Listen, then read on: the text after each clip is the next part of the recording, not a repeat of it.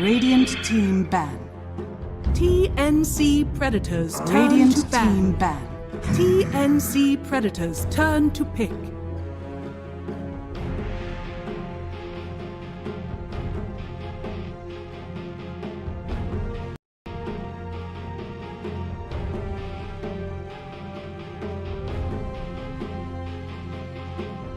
Ten seconds remaining. 5 seconds remaining.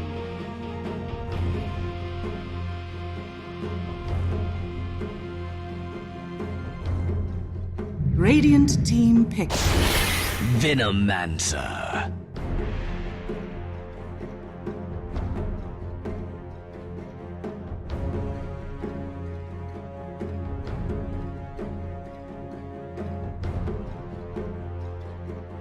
TNC.Predators turn to pick. Radiant team pick. Behold the horn of madness.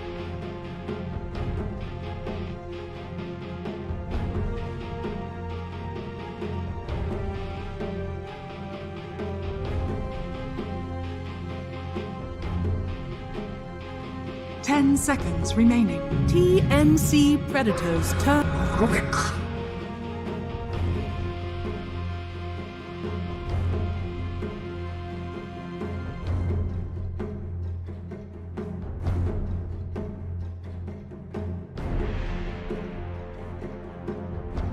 Ten seconds remaining. Radiant team ban.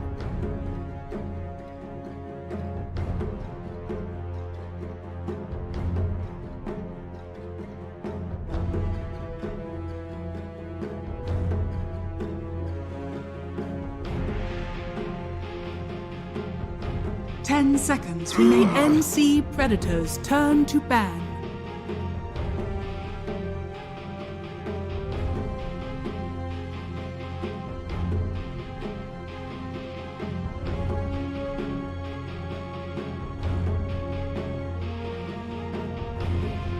Ten seconds remaining. 5 seconds remaining. Radiant team ban.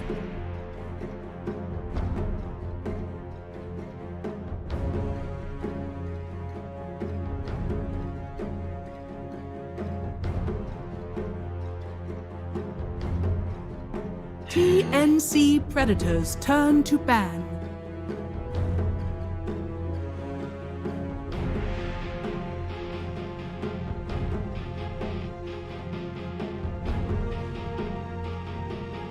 Radiant team ban. Radiant team pick. TNC.Predators turn. Gyrocopter!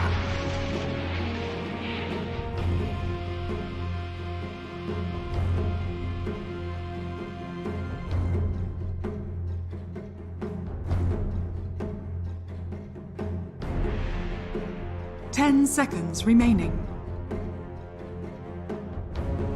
Radiant team pick. Time!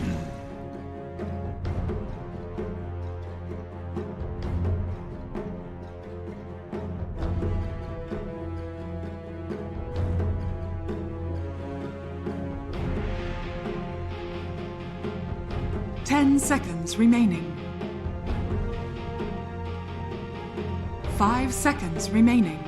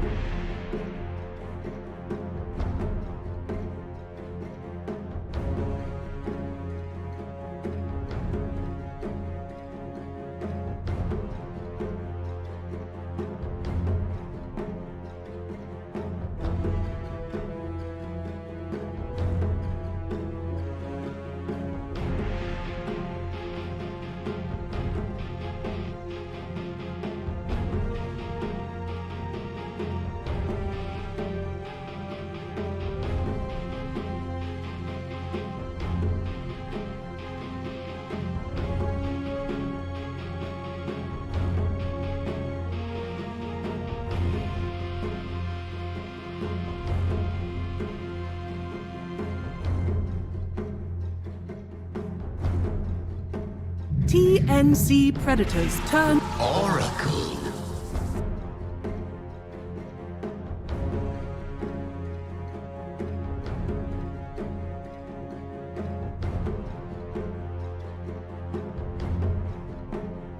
TNC.Predator's turn.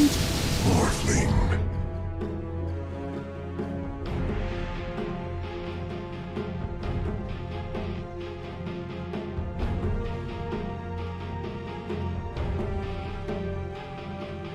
Radiant team ban.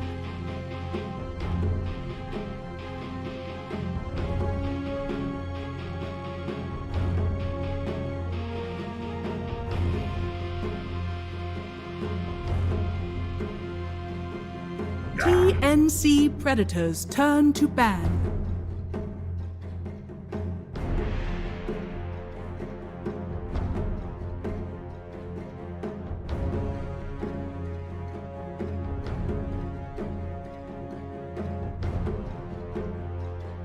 Ten seconds remaining. 5 seconds remaining.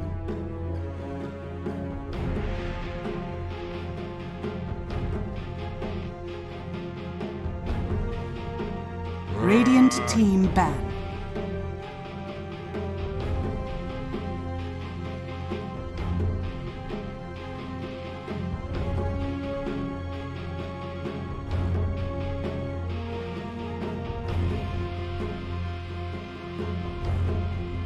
Ten seconds remaining. 5 seconds remaining.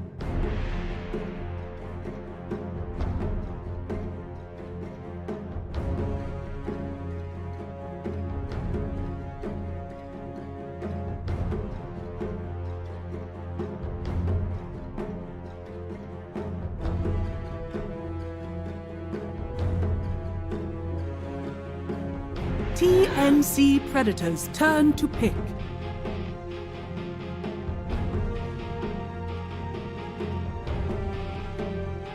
Radiant team pick. Void incarnate.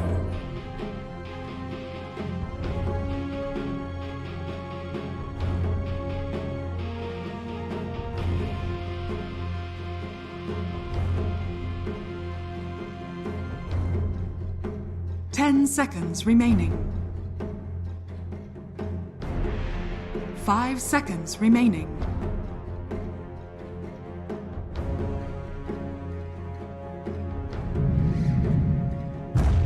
Earth spirit. You may now select your heroes.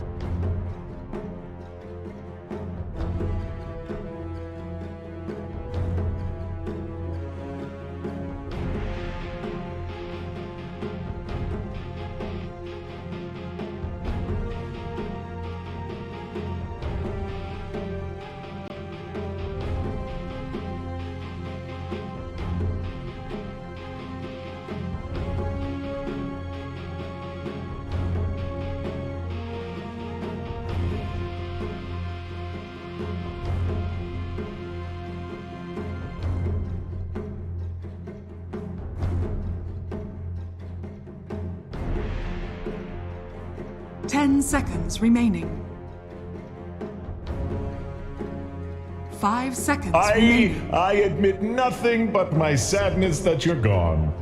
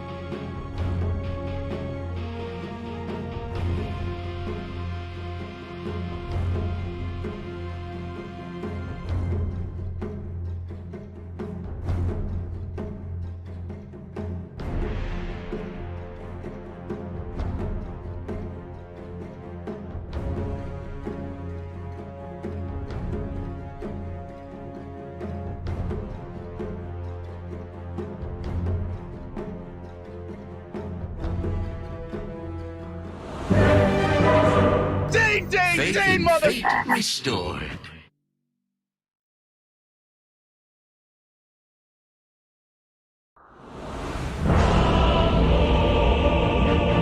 Bonk, bonk, bonk. That is what you sound like.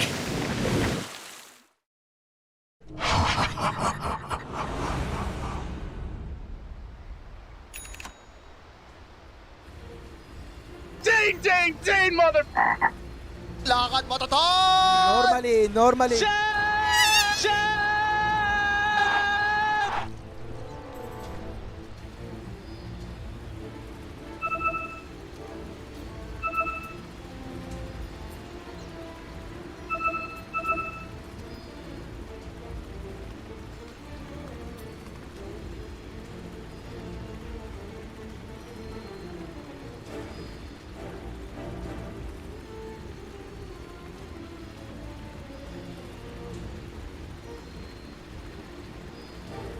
Ladies and gentlemen, the panel has spoken. They're a little bit split, a little bit mixture of opinions as to what's going to be beautiful, but we know it's beautiful, those shots. And also, my lovely co-caster, Trent, how you doing, sir? See you later. I don't think I can really measure up to those shots of Thailand, though. Jeez, that is absolutely gorgeous. Well, thank you so much for joining us here, ladies and gentlemen. As we begin the upper bracket matches. You saw the lower bracket yesterday. We lost a couple of teams, and no one going home today. But you'd like to stay in that upper bracket as long as you can. Absolutely. And a great match to start us all off today. Panel talked about it to death. We got Neon facing off against TNC, two electrifying teams, you could say. I think that these guys had a lot of pent-up you know, maybe some Earth Spirit rolling around, a little bit of Venomancer just gooing people up.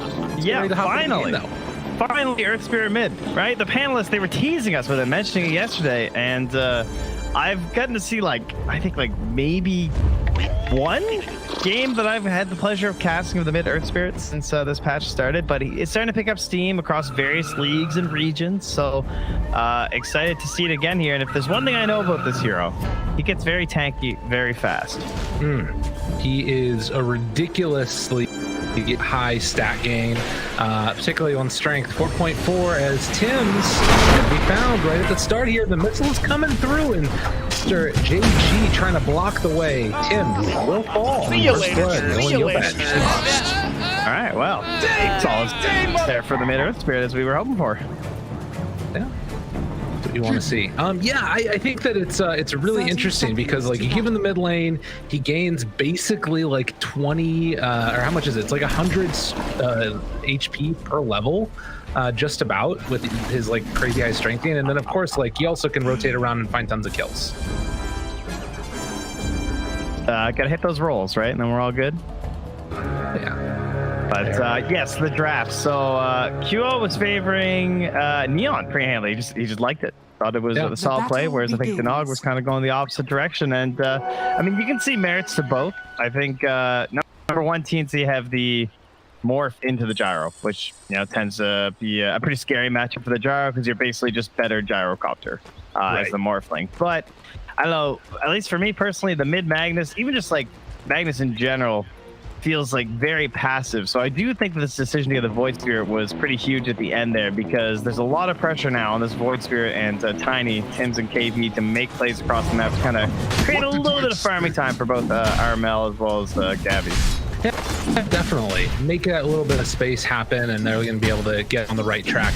I will say, as we see just a little bit of a battle back and forth here in the mid lane, it felt like Denog was more responding to Skim, particularly playing Gyrocopter. It seemed like he didn't really love the way the hero looked, and I'm wanting to see like what he decides to go for as far as like earlier today on Quinn. I think we saw that, what was it? He went like a Blink Dagger third item or something crazy.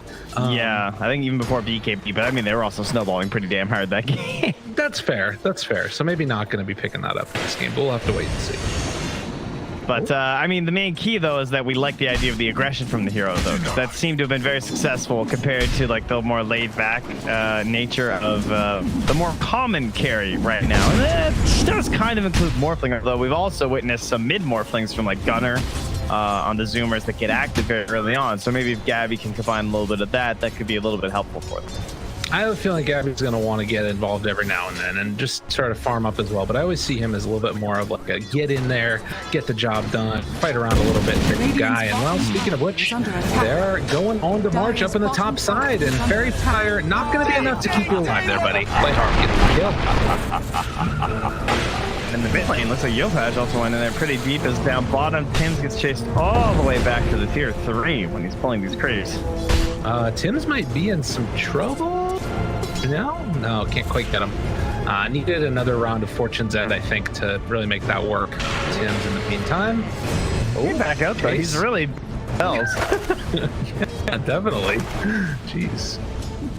That should mean that, well, they're going to try and keep some pressure on there in the bottom lane, as they won't have Tims for a little while at least. Dire's bottom tower is under attacking. So mid, really that much to write home about. As you see down bottom, the TP coming back in from Tim's going to look for just a little avalanche as he came back in. Didn't have level 2 for the toss back. Not getting it. All right, But well, 3 minutes in, lanes pretty even across the board. I mean, the best thing right now is What did you how much farm is Pango's getting. 10-1, has the Rubik by his side.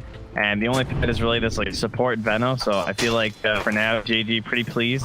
Can't really die in this lane, right? Versus the Veno in the lane. No, not really. Although there is, I guess, a chance that they could go and kill off March instead. That was unlucky.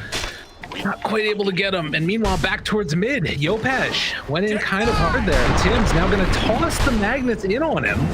Getting a couple more right clicks, that avalanche out, a few more, and no salvation. It will fall. Bold attempt to Fairy Fire on that one, I think. Yeah. He was hoping he could get like a rollout after the kick away, but did not happen. So good rotation from Tims, again, coming at the cost of KP, although KP's having an okay time. He seems to be fine down here.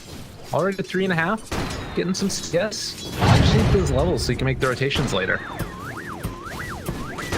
A long way. Yeah, and that's gonna free up the Oracle though. Wants to head to the mid lane for the 4-minute rune. There's a full bottle currently on the Earth Spirit. Looks like Play Hard likely to go down. Can't quite get into range there to kill off the courier, and so they will be able to secure that finish onto Rubik. Paj picks up an illusion rune, just kicks Armel one time, gets the last at the same time, and yeah, toss back. GG again. He's also gonna down. He just TP'd back.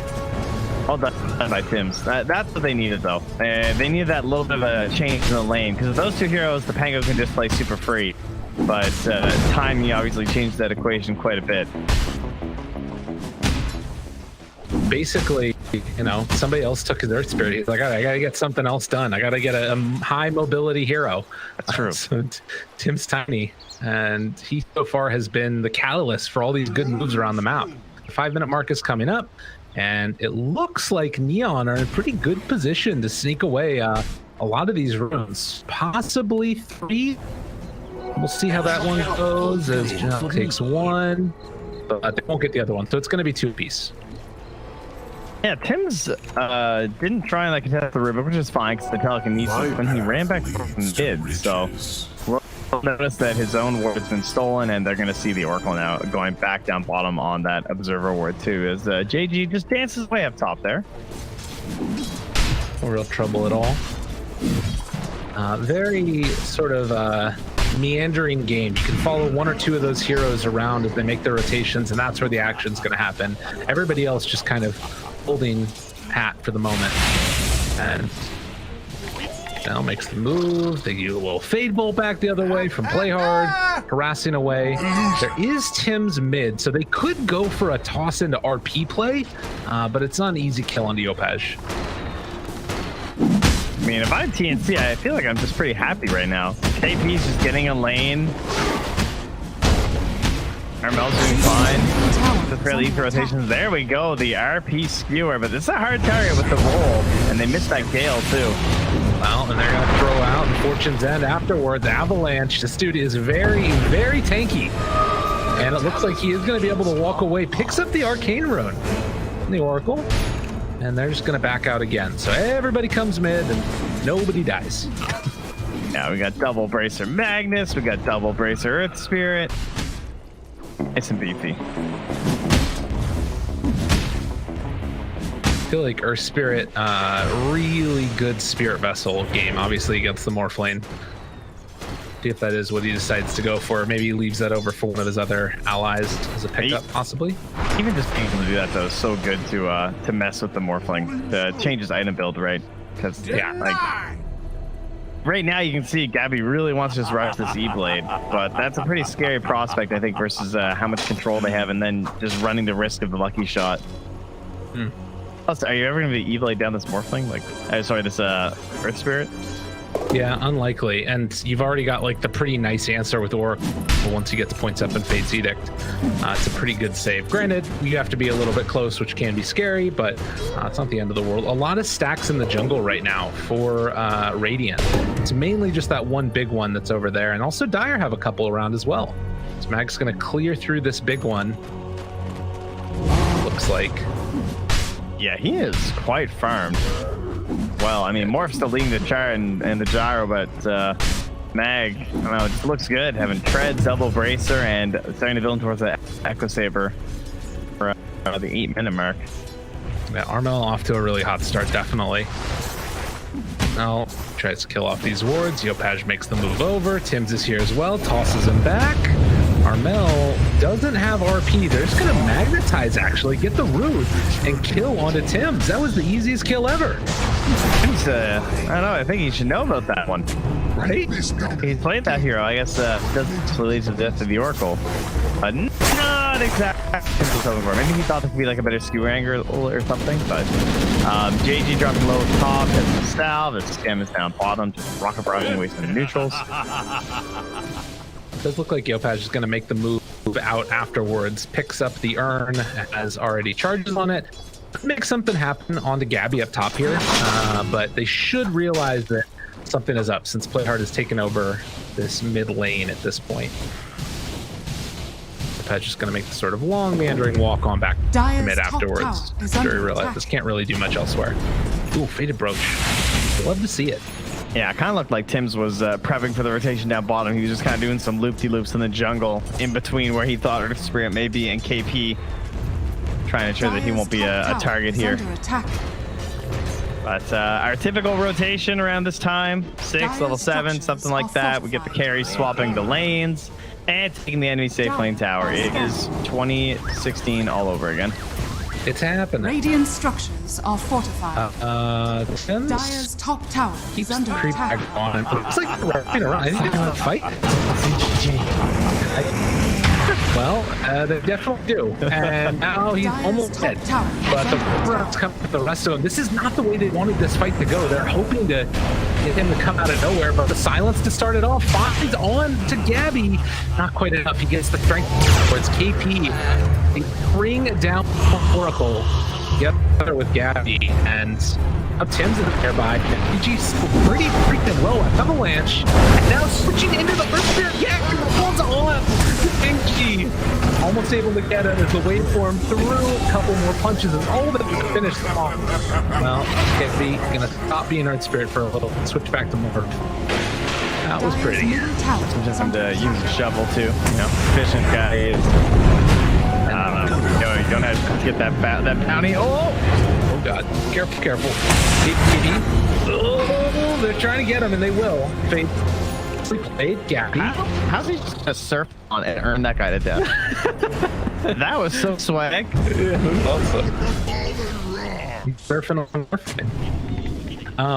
One thing that was all that. The gyro did go down again. I think it was RP used along the Venoir. Oh, you can see outside. Yeah. Damn. Mark with the baits. Ended up bringing Dex in there in the end. So well played by March. And looks like he just got some stack action happening too on that tire side. Just stacked up the Ancient and the Hurricane. So Arch having a grand old time right now. Radiant's Now, bottom tower is under this is attack. going to be a good game for him too. 3 points already up in the play boards. Just sort of AFK farm for a little bit if he wants to. While bottom lane, they're still pressuring the towers. Radiant's Gabby bottom tower has fallen. Rubik Dyer's top did manage to tower get is the an attribute shift, so he's going to be a little bit tankier than he otherwise would have been. Ah, yes, nice. Yeah, I think it's a pretty good game from Arch though because of the nature of how they want to play too, of just like trying to slow down the game and the pace a little bit for this Magnus and this Morphling, especially just slowing it down whenever they want to slow it down. And that is something that the Vendo is obviously very good at, even in the support role, if you're going to skill up these wards really early on, because they're just impossible to fight into. They have some pretty good support though, like for Earth Spirit, can just roll through and still commit, and Gyro is a relatively fast hero with some tools for taking care of the wards, big A with damage and call down and stuff. You're not like an Ursa or something, but in the end, the vision that you get from the wards, as well as just the general slow on everyone, still makes the team fights like much easier in your favor. Yeah. Well, I think. See where he's farming right now too, though, by the way? You see this? See, he stacks the ancient camp and just casually and quietly farms the camp nearby at XP range, you see? Yeah. That's what you do, guys. Easy. Yeah, don't let the core know you're leeching his XP. See, but that's the thing that I think is super interesting about this too, right? Is that it's like you're playing this hero, and I think that there's certain timings, like you're talking about, you can slow it down if you want to. Like when Gyrocopter gets his BKB after the Aghanims, whatever other item he takes in between it, it's like crazy power spike where you want to be able to avoid the fights and stuff. So we'll see what that timings are if they try and hit. Probably around the Spirit Vessel will be another moment where they try and kill the Morphling, who, as of yet, hasn't really been touched. Gabby's been free to do whatever he wants. He's taking down a whole stack of creeps on the bottom side of this as well. He's seen the light, though. He knows. I have to go for the Manta. So, Spirit, sure, you can get away with the E-Blade first. You can target the Oracle the whole time and then go back for your Manta. But Core Earth Spirit, like, that Spirit Vessel is going to be done way too fast. So, correct decision here, I believe, from Gabby. Yeah. Play himself out of danger and not into danger as a smoke up by 3. The wraparound here, we'll see how it ends up working. They have the Spirit Vessel coming out on the courier, but it's not there yet for the Earth Spirit and Mag. Well, Flynn got him caught. Kick back afterwards, the look and the roll. Enough constantly to bring down Carmel. KP though, interrupting on that Oracle, trying to keep him alive. They managed to find that kill. So the Oracle trying to back out of there. Yopaj in some trouble as well. Has a kick and then a roll if he wants to. Or they just run in, Skim shoots them afterwards. With the ulti, it's doing a ton of damage on the Skim. Trying to get him. They have Avalanche. 3 dead already. An unreal amount of damage coming out from Neon. Yeah, this team is terrifying right now as a 5-man unit. This is what Gyro loves to do, is get involved in any of these team fights, especially after a couple of the spells have been hit already. And so they still want a little bit more. The Root came through. That was perfectly played. Oracle queuing it up on Yopaj, and then the roll secured the kill. Damn combo. Dyer's middle tower is under attack. Wow, TNC. I mean, they had the gold lead before all that just went down, but that magnetized, that did a lot. Dyer's middle tower. Most of the damage in that team fight was actually from Yopaj. Yeah, I think that decision, I thought he was just going to try and get out, but, you know, after the Gyrocopter was able to get into position and play sort of clean up there at the end, I guess it just goes to show, like, at level 11, he has 2100 HP and 10 armor. Like, this hero is really hard to deal with. Yeah. Yeah, it actually feels just like overwhelming. But they're gonna try a mission of their own. They don't have the blink yet on Tim's. Radiant And they don't even have the Yules on KP. This is a very aggressive smoke for like with no power spike. And unfortunately, it's been stand, yeah. Yopaj is like, come at me. Let's go. You want to battle? I am Yopaj, and I got a magnetized for you. Dude, he does not care at all. That guy. All right, this is broken. How did he do that? He's so strong. I can't believe that worked. Oh my god, that was beautiful. Dude, he just... All right, this is the replay. Look at this That's like guy. the next level of smoke detection. Oh, hi, everybody. Oh, my goodness. There's an enemy team here, guys. And just turn it all the way around. Use everything on Yopaj, and they don't kill him. Man, that is just straight up comical. That was before Tread. 6 Spirit Vessel charges. Yeah, man. Oh, Gabby, you better hurry up on that Manta, bro. Get out of here. You got some problems. It's not Dire's safe. middle tower is under attack. God, this double bracer build. Is he? Did they kill him? I think he might be dead. They definitely can. Jeez. He does 187 damage a right click on top of it. Like with these treads now, he just beats people Dire's middle down. tower is Oh under man, Spirit attack. Vessel destroys this hero. Oh, good God. Yeah, needs that Manta. Dire's structures are 500, a little bit more than that gold away. Dire's middle They tower.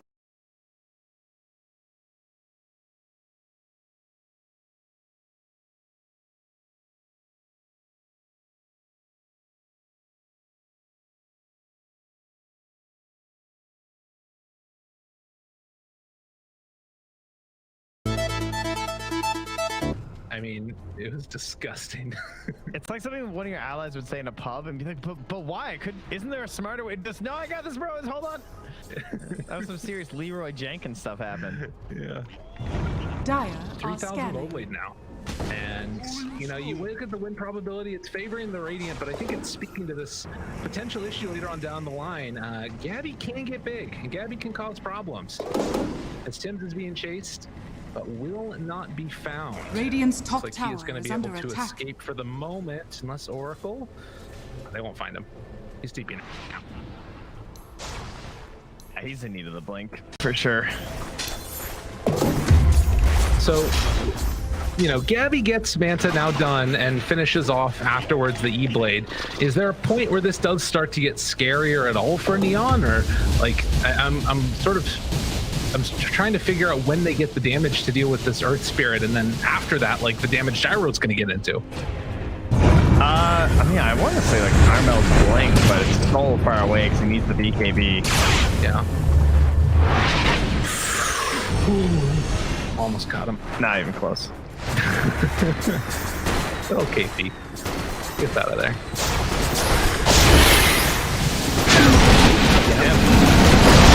Mid lane, the cooldown comes out afterward, and they will blow him up, but the return, and March ends up dying for it, and now the rollback.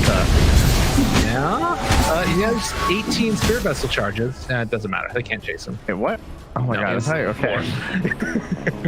Wait a second. That's not possible. It's been 14 kills. I've definitely seen games like that though. People just kind of forget, like they're stomping so hard.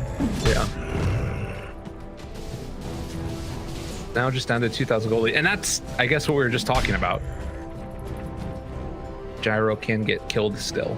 Yeah, that was a little bit crazy by Skev. I'm not sure about that positioning. He was like completely alone, and he was killing Venom wards, which is always just going to put you in a bit of a vulnerable position too. Yeah. But he'll have his BKB on the earlier end. Jeez, okay, that happened fast. I guess he's only like a couple hundred gold away, but now it's time for a smoke here from TNC, I would imagine, with the blink done on Tim's. Oh, look, he gets to smoke with this blink. How perfect.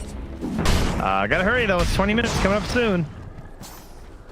And Malder wanted to... Tim's is trying to contest that top one, so he's going to mess with Scam while the battle will happen in the bottom lane, and Tim's got scared. He ran away. Dire's bottom tower is It's under really attack. interesting. We're seeing these like Earth Spirit illusions even just get sent out up to high ground, and they're having trouble dealing with them too. Call down, cool down is the call, which is a fun sentence to say. Thank you for that. Rolling in the bottom lane. How about is that fun? That didn't look very fun. For KP. That's fun for you. Yeah, I stolen Avalanche. That's a good steal too for Play Hard. And he has a blink too. Aha! Anything you can do, I can do better. So it's got an Aether Lens on top of that. Very, very farmed. Tim's gonna TP out of there, realizing he could potentially be in a lot of trouble, and he was right about that. All right, now I'm impressed with TNC just sort of dodging the fights consistently, and then, you know, being able to find that pick off on the Gyro was really nice. Yeah, that breathed a little bit more life back into their game. I would have been more concerned the current status if it wasn't for that. On the other hand, though, that is probably going to sober up Skev a little, and we'll probably just see him farm super fast towards his BKB. Dire's bottom tower is under attack. Roche could be another thought in the next team fight win potentially. As 4 heroes grouped together, Armel does not have BKB or Blink yet, but Tim's, as you mentioned, does. Oh, there's the Oracle. That's a good target to get if they can get him right to start. Astral Step goes in, immediate save for themselves.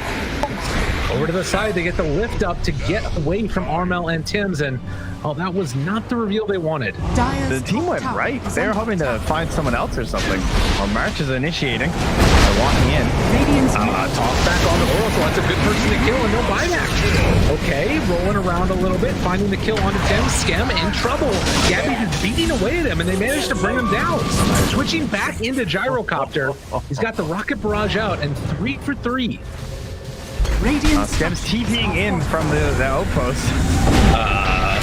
Okay. Silence, JG's here as well. BKB gonna be popped, skewer away.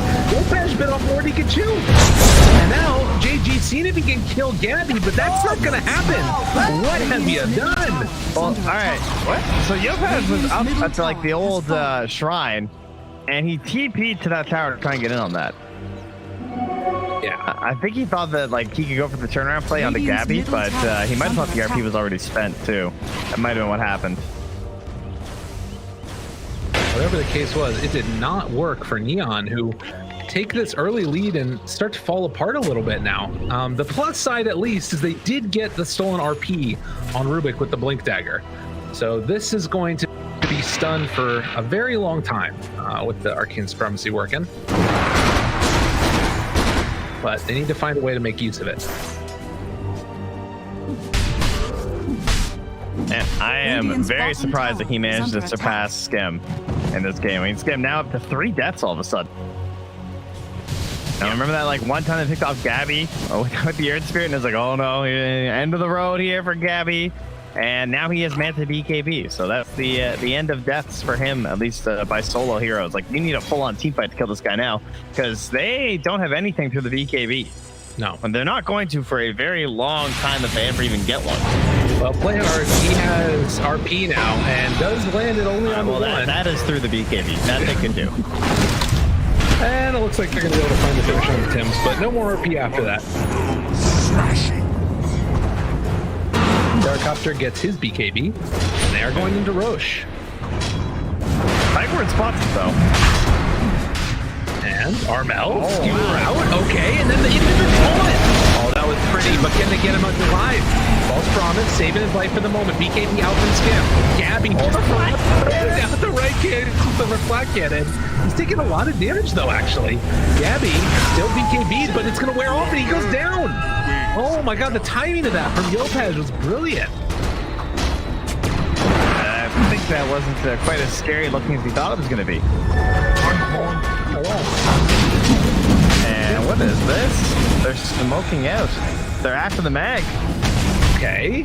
They found Armel. Yopaj does a little miscue on the roll, but they got him with the root afterwards, and now Skewer flying around. Playhard looking like Superman. And they managed to get Roche. Okay, and back we go again. Yeah, I thought he stole the Svenex for a second there. That was quite the little leap. Kind of awesome. As we're going to take a quick little look-see at this again. Oh, yeah, the skewer into the Aether Taunt, and then they can't quite get the finish. Oracle save comes through, and there just was not enough damage here. Bounty. Yes.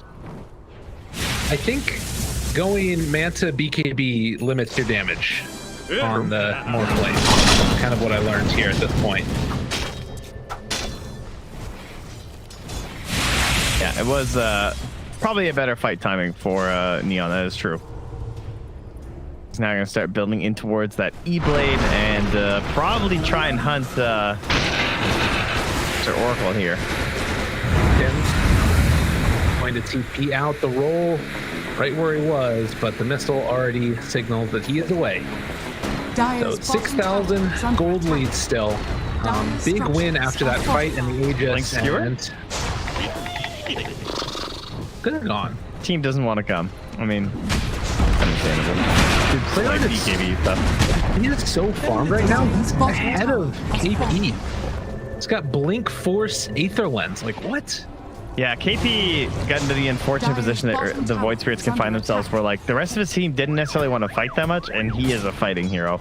And then you also don't get the levels as fast, even though he had like a bit of a solo lane. It wasn't as good as being in the mid, and Jim just gets skewered back in again. Dude, man, crushed. Playhard is owning. Yeah. This guy's a baller. Back again onto Armel, who's going to BKB and TP out of there. Longer wants to be around here. Radiant's top tower is under attack. It definitely has that feel for KP where, you know, this just has not worked out the way that he wants it to. They won't be able to run down March, it looks like, but they roll back away, take control of this area's map. I think the Plague Ward saved him, or else Playhard might be able to get the Blink Skewer. Yeah. Dire's middle tower is under attack. So at the very least, TNC are doing a good job of sort of pushing out these side lanes and getting farm on their other cores. Gabby definitely needs some me time. Tower is under attack. Radiant's top tower is under attack. Dire's structures are fortified. Big old heals coming out from Skem, who can walk forward again, roll in, tries to find one. They are going to get the Venom ulti out, but that means it's stolen by the Rubik, and they will not be able to kill anybody else. Arcane Supremacy Venom ulti. Oh, God. That's really scary. They find Gabby again. Silence. Oh, Manta. BKB. Wait for one run in. TP out and going to manage to escape. Is under attack. Get rid of the rest of that pesky Agi he has if he wants to. Is under attack. Very, very cool. Great start again for Neon.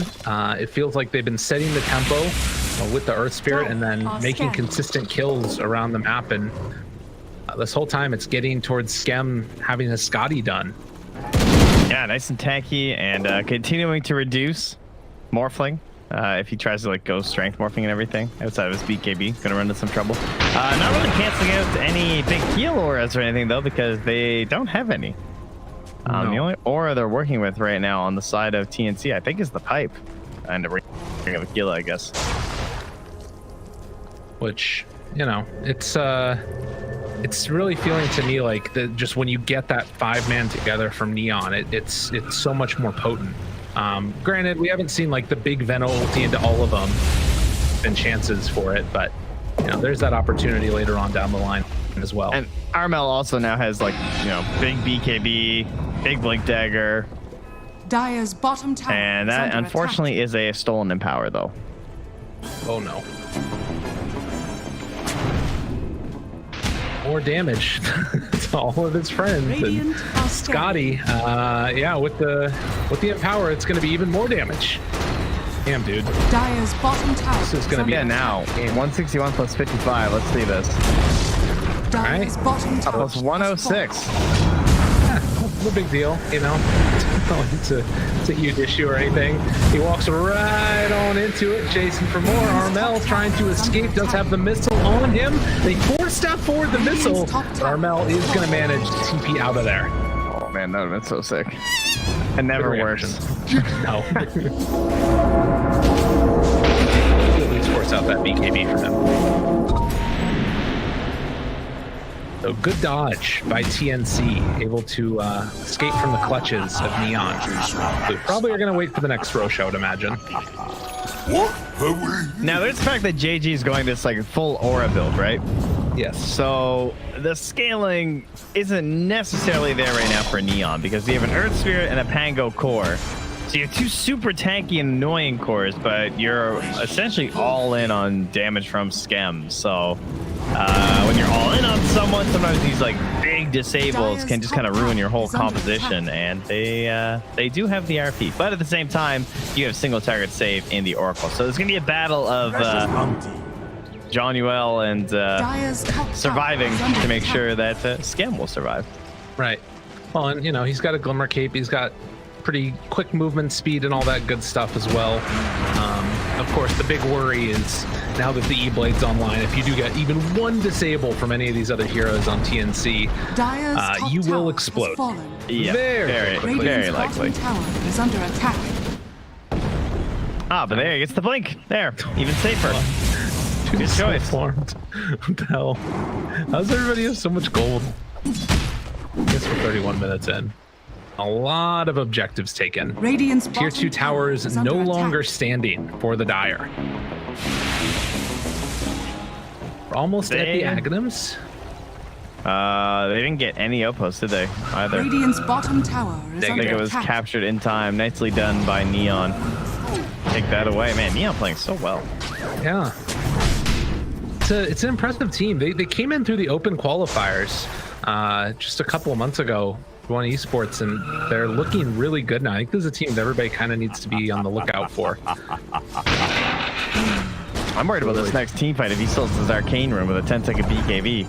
That sounds like a recipe for very good success for you and a painful time for your opponent. 6.5 second silence with the talent. It's kind of nutty. Right? That's quite long. Imagine if you got like a timeless relic. Yeah. Well, you know, there's just... And the other thing about it is that it's like, it's a 9-second cooldown, right? So even when you manta, like eventually that thing's coming back up again. If these team fights take any amount of time at all, you're just not going to be casting spells. And currently he's just using this arcane rune to farm. I mean, that's a good use of things, right? Try and get a Shivas. I love him just holding on to the illusion rune also, though. Nice little dispel if things get a little bit dicey. Yeah, I was gonna say, I saw the minimap. This looks like a smoke, huh? Yeah. Play hard. Does look to evacuate the area. Currently sitting with no agi, so 0 armor on play hard. Radiant's Very courier bold. has been This is the killed. play, though. I think you always go all strength. Radiant are scanning. It's way too good. Top, Yopaj going to TP away, and Radiant scan, seeing if they're in the pit, sees that they're not. And a smoke up the high ground. Danger, danger! There's the lift up and catching one man right off the bat. He's gonna die. Rolling in for round 2. Who can they find? Skewer away. Everybody's trying to run away. Oh, and it looks like they will all get out. March, yeah, he gets out as well. They ran so fast. Yeah, part of the problem there too is that you can't really RP initiate once you see the ball come down. So either you're gonna hit the Rolling Thunder with your RP, and then you're just gonna get chain stunned if you like grab him with his allies, or you're gonna miss and he's just gonna turn and come bash you while you're trying to follow up with the RP. So once that's out, they kind of just start backing away and hoping they can find a second initiation. And obviously the opportunity wasn't there. Tim talks about the play hard, but he is way too tanky, my friend. Yeah. He's got more strength than you do. It's not wrong, man. That's Radiant's tough. bottom That tower is is under a attack. whole heck of a lot of Rubik. They can't bring him down. Yeah, I think it's really interesting too, because their heroes are like so well suited to just running in right now. It feels like on Neon, like when Earth Spirit can just roll into the midst of things and know I don't have to worry about dying or being bursted or any of that stuff, then he feels like, you know, you can do that initiation and you don't necessarily have to have all the best vision in the world. Well, we're worried about Skem not finding something to deal with these BKBs either, and he does have that basher with the Aghanims, so 10% generally like kind of bad for ranged heroes, but for Gyro, it's kind of different because of the Aghanims. Yeah, Precious bounty. it's real nice. Gonna be going back for the Satanic afterwards. I always like the idea of eventually going into the Abyssal for Gyro Yeah, too. it's actually really good. Yeah. Pretty cool. Ever since they added the mobility. I mean, Gyro was one of the weird heroes that used to get it back in the day before it even had the blink. Because it was like, sometimes you just kind of need it on Gyro because you know everyone's building BKB versus you. Right. So, well, TNC into the pit. And do not know if that one was scouted or not. Neon can't afford to give this one away for free, but It's too fast. they're going to. Game power. Aegis and Cheese, just like that, and JG forced to run away. So a big win there. TNC able to sneak away Roche. Yeah, they've given up all their outer towers, but a straight 5v5 is Well, a bit of a scary thought, I would think, for both teams. I think their fighting power right now is relatively even. Sure, I would rather be on Neon. I think they're winning this game and everything, and I think it's likely that they can close it out, but you can never count out just RP. Right. That being said, there is somebody that can take that RP away. Yeah, don't let that happen. He's actually almost got an Aghanim Scepter too. He is super duper farmed on Play Hard. It's a very good Axe game. So much good stuff. My oh man, stealing Resonant Pulse. Let's go. Stealing Skewer again would be crazy. Oh yeah. Cooldown drops down to 6. I don't know like how good that would be. I guess probably pretty good. Oh, in combination with the Pango and the Earth Spirit, like yeah. I feel like you'd actually be like sheep herders. Just pushing everybody around. Okay, I could dig it. Pickup though is they get a Princess Knife. Sure, they're gonna put that on. Baiting Skem here. He's got Satanic ready to go. They're thinking about going on him. Radiant are scanning. Oh, Radiant. They got all the vision in the world. Do it, Yopaj. You know you want to. Yeah, it worked last time. It was about 20 minutes ago, but it might work again. I mean, you got more HP. It's true. Smoke up here from TNC, waiting for anybody to show on the map that they think they can burst. But they will not find anybody at the moment. Gabby showing in the mid lane for only a second there. As Skem underneath their own wards. Oh, a leveler. Okay. On the Basher Gyro. Okay, that's pretty good.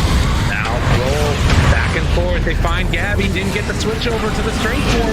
Now trying to turn into the gyrocopter and throw the damage back out the other way. Gabby starts to get Dylan on the no didn't even know. But Gabby fine.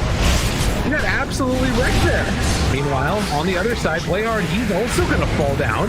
And Gabby just beats on into the Oracle. Yopaj tries to get away. They jump in front of it with the Magnus, again trying to roll, but they jump in front of him again. Yopaj is in a ton of trouble. Oh my god, he gets out. Just barely able to roll away. Wow, that'll learn ya!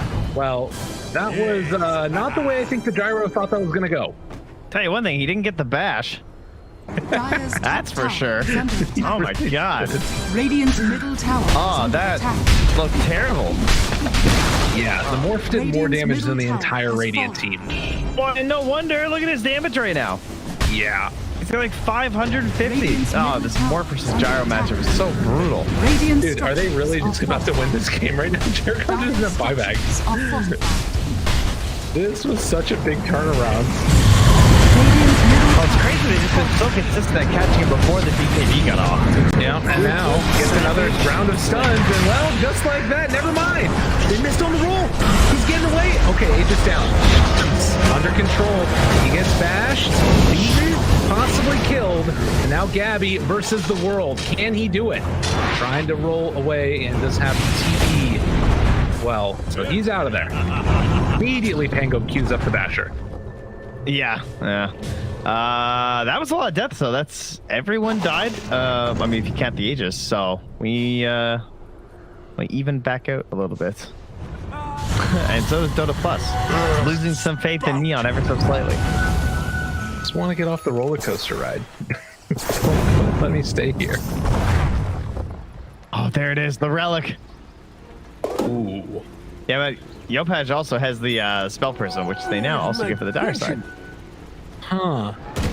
Interesting. I wonder if it's worth it to give the Timeless Relic to the Rubik. See how he does braid it out there. Yeah, so he's doing that. Yeah, they also got a Shaco. So Rubik is going to be the one that takes the Timeless Relic instead, and he is 750 gold away from finishing off his Aghanim Scepter. Yeah, and he does not plan on keeping buyback. Invisibility. Oh, no. He's got, what, 6 minutes till it's back, so might as well. Level 25s coming up soon or already here. The Morphling has the 2 waveform charges. Gyrocopter decided to go for the classic homing missile stuff. We've got more damage from Empower and Cleave, and about to get 25 for Pango and also Earth Spirit. I've actually bought a tome to make sure that he gets it. Which one does he take? They're both kind of cool. Yeah, he takes the Rolling Boulder Stun. Man, I totally forgot. Remember Earth Spirit release when you just always pull allies? Yeah, that's great. Radiant's bottom tower is under attack. That was so stupid. It's a fun skill. Wow. So that's really worth it. I mean, I guess it makes sense when you have the spell prism, right? Because now he has a 1.6 second stun on a 2.4 second cooldown. So it has like a 66.66% uptime. Now that's with the Octarine core kind of insane. I haven't seen this build before. This makes me want to play Earth Spirit mid. What the heck? It's great. It's like a chain stun. Dire are scared. It's a roll stun. Thanks. I appreciated the half lap. Yeah. No, it wasn't. It was a groan. It was distinctly not a laugh. Sorelic picked up now for the Dire as well. So the gold lead, about 5,000 or so into the favor of Neonix. 3,000. Armel has switched out his Imp Claw for a Princess type. Decided that, wait, that item's kind of bad in the sense that I need a game changer.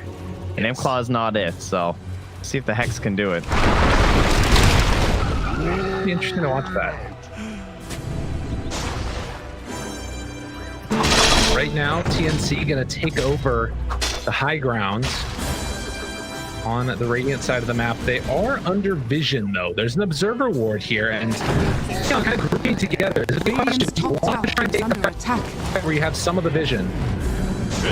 Are thinking about it. Smoke up now. JG ready to go.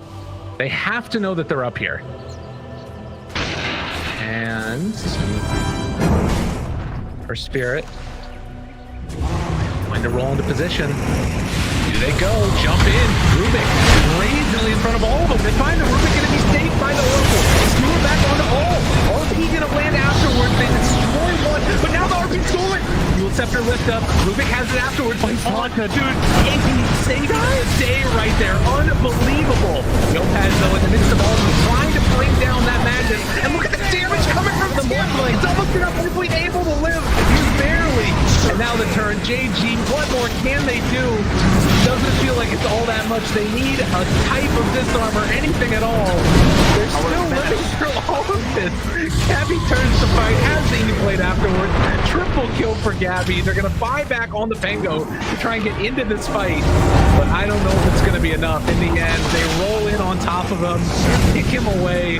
Yopaj will go down. There's an ultra kill for Gabby. And right now, Armel appreciating greatness. This carry player is doing the work. Oh man, the one-man army. That was ridiculous. How much damage did he do? It doesn't even show the full extent. 12,000 is what I got. Oh yeah, mine's way different than yours. Holy. Yeah. That's ridiculous. That's pretty good. Man, that morph into the gyrocopter is just so insane. And then he transforms into the Earth Spirit too, and there's our little replay there too, where it was a bold initiation, as you said, but with the full change of the strength order, like it kind of worked. I thought it was going to go better for them, especially when the RP came out. But there it is. The Yule's up while he had the stolen RP, but the delay then from KP made it so the false promise ticked out, and he ended up dying first before he could cast it, saving it. Or I think they would have won that fight. Yeah, it would have been a huge turnaround, absolutely. And you can see there in the end, just getting messy. But the one that stood out through it all was Gabby, able to deal all the damage in the world. Got 2 morphs off in that one, I think. Yeah. What is rise? So 4,000 gold lead now as they take the tier 3 tower and the range tracks mid. And Roche back up again. The refresher shard. Can they get there in time? Can they do anything even if they can't get there in time? I think the answer to both of those is no. Yeah, it's definitely not going to be time for sure with the power of the Magnus. Mortality. Yes. And Gabby, of course, is even stronger with the bonus from that, and he's going to be level 30 pretty soon, which is a nice level 30 because you get the 12% CDR and the multi-strike hits, the multi-shot, multi-strike. Yeah, that thing. The multi-multi, the double-double. Yeah. The multiplication. It's +3, so it's actually 4, so it's the quad. No, it's actually not. It's a lie. It's only +2. I know. Oh. What? I know. Excuse me? Trust me, I was very disappointed when I tested that. My world is broken. It's just a straight up lie. Unbelievable. Well, nonetheless, it's a lot of adaptive strikes. And right now, with a 6,000 gold lead and a butterfly done on Morph, he is well and truly the strongest hero in this game. Just casually sitting with the Empower backdooring tier 2 towers. Because he can do that. Gabby. And now they have the Abyssal too. And the Refresher. So Armel's looking for the big game ender. He wants some flashiness here to finish things off. Gabby is gyro now. Okay. Right click. RP gonna be used. Skim trying to do what he can. Magnetize onto several. Skim. RP there one time again. They steal the. Oh no, we got the power off. Damn. He got the power off and didn't have enough for that second RP. Does now. Still nobody did. Yeah, I think that was kind of okay for Neon. Yeah. Considering they all survived. Danger Town is that they're still got gyro and he's got black. So walks forward, beating away at the tower. Attribute shifts to the side. We'll get the stun out. So it's in power now. Radiant's middle barracks are under attack.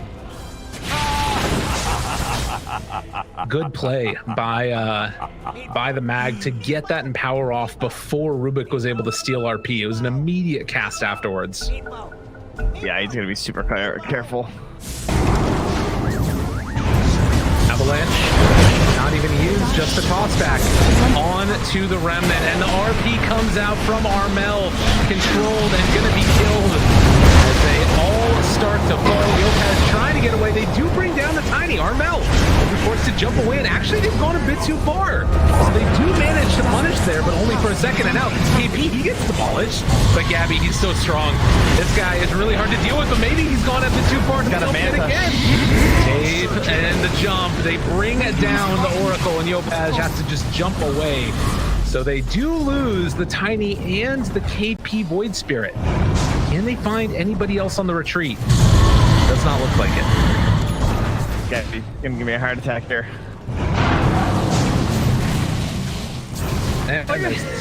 Satanic. He's back up to full again. How was that math? Radiant's bottom barracks are under attack. He's just Nakapooing him. has fallen. Waveform. Jumps on the Skim again. There is a whole host of damage. Yopaj trying to stop it. Armel goes in afterwards. Abyssal Blade. What more can they offer? He jumps out of there, skewer back the other direction, and with everybody dead with the exception of the Earth Spirit, well, also the Rubik now. Yeah, there's just no way. It's far too much damage as Gabby beating down buildings, taking down the Ancient, and no amount of lifts or Fade Bolts are going to stop this pressure and this eventual victory. GG is call full, but TNC pulling out.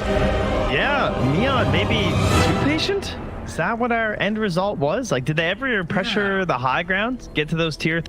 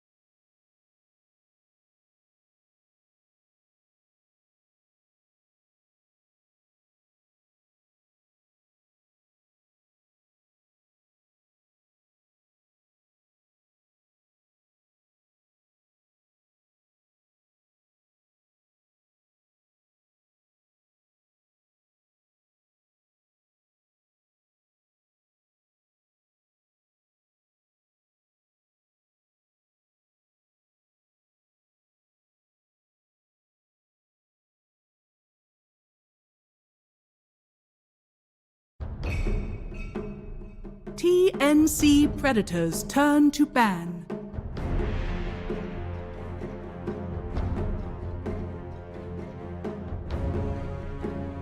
Radiant team ban. TNC.Predator's turn to ban.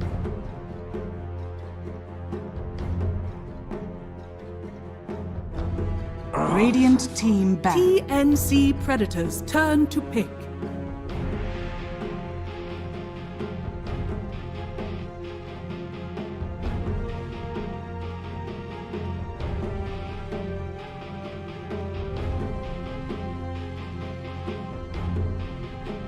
Ten seconds remaining. 5 seconds remaining. Radiant team pick. TNC. Gyrocopter!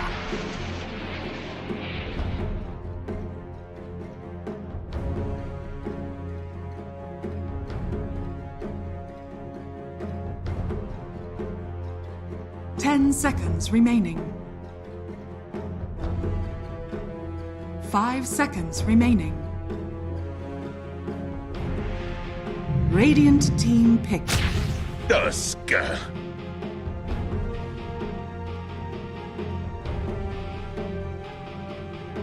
TNC.Predator's turn. Ancient apparition.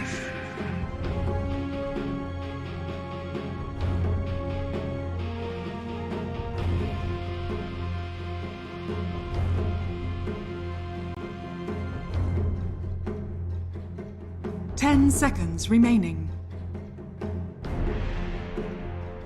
5 seconds remaining. Radiant team ban. TNC.Predator's turn to ban.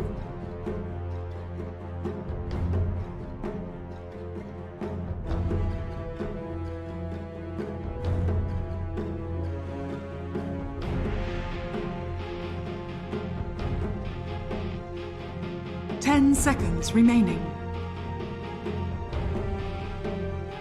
5 seconds remaining.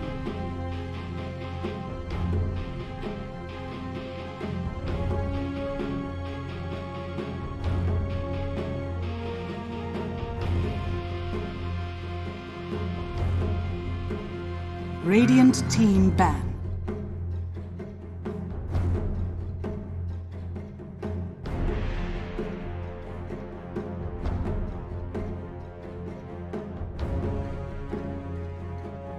TNC.Predator's turn to ban. Radiant team ban.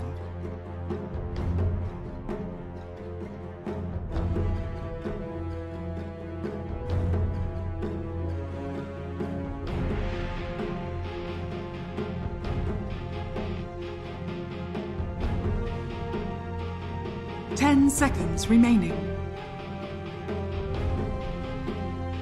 5 seconds remaining.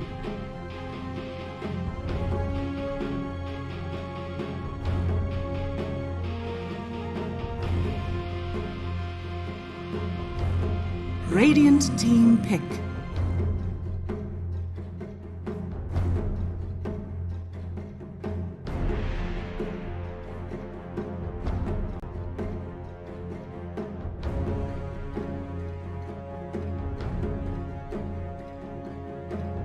Ten seconds remaining. 5 seconds remaining.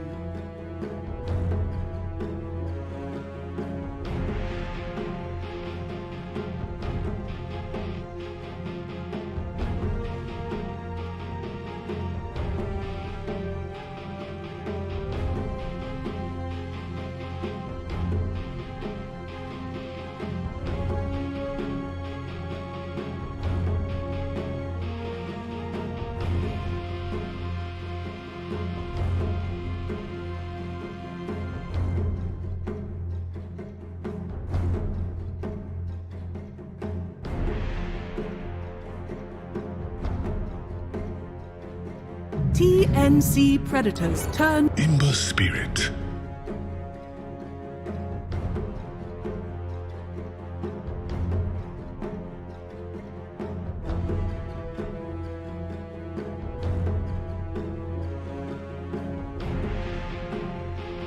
10 seconds remaining. 5 seconds remaining.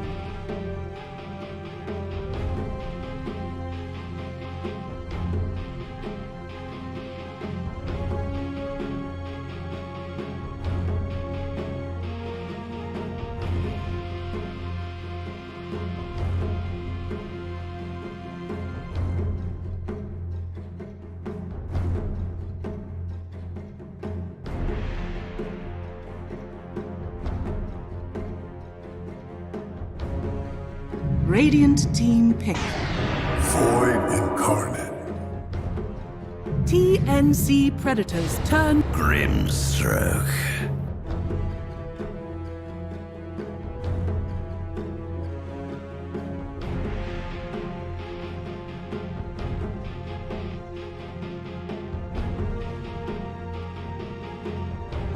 Ten seconds remaining. 5 seconds remaining.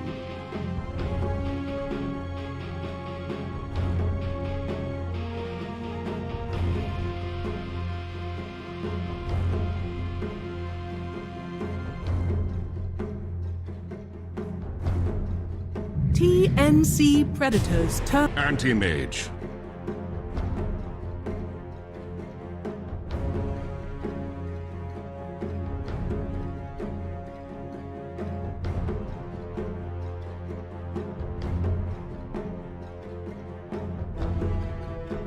Seconds remaining. 5 seconds remaining.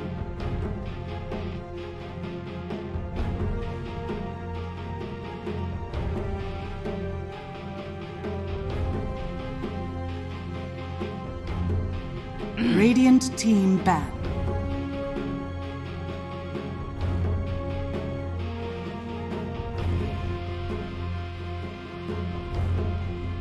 TNC.Predator's turn to ban.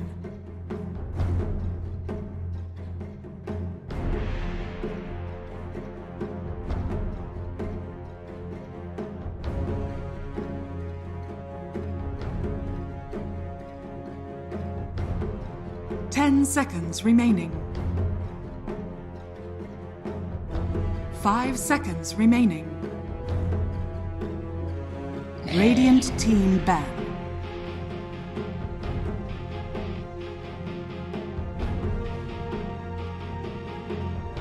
TNC.Predator's turn to pick.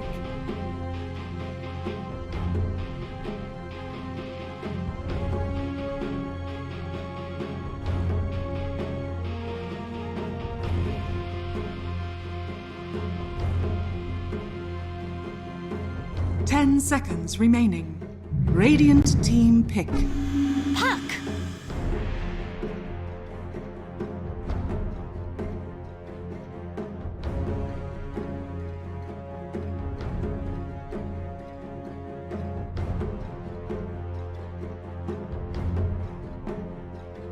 Seconds remaining. 5 seconds remaining.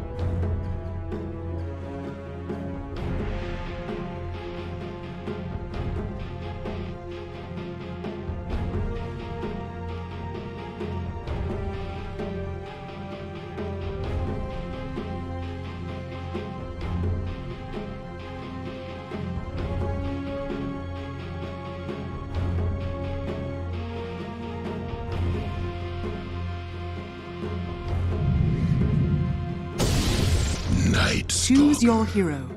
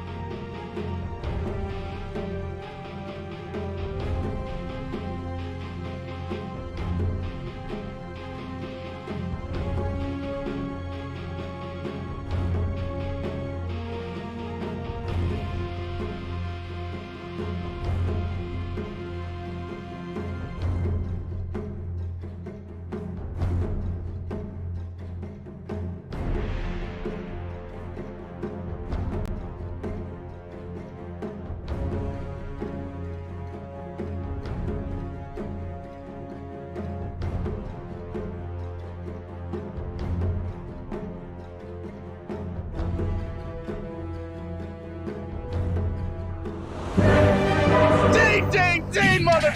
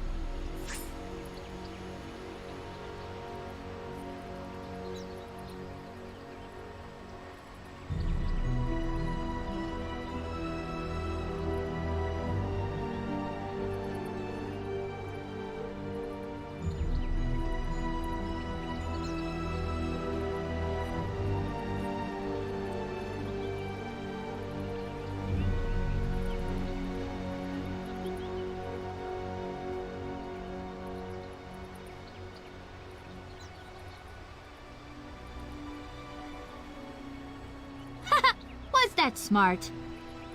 Dang, mother. The greatest tragedy of our eon.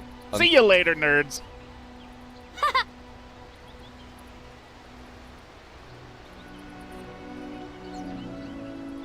Dusky.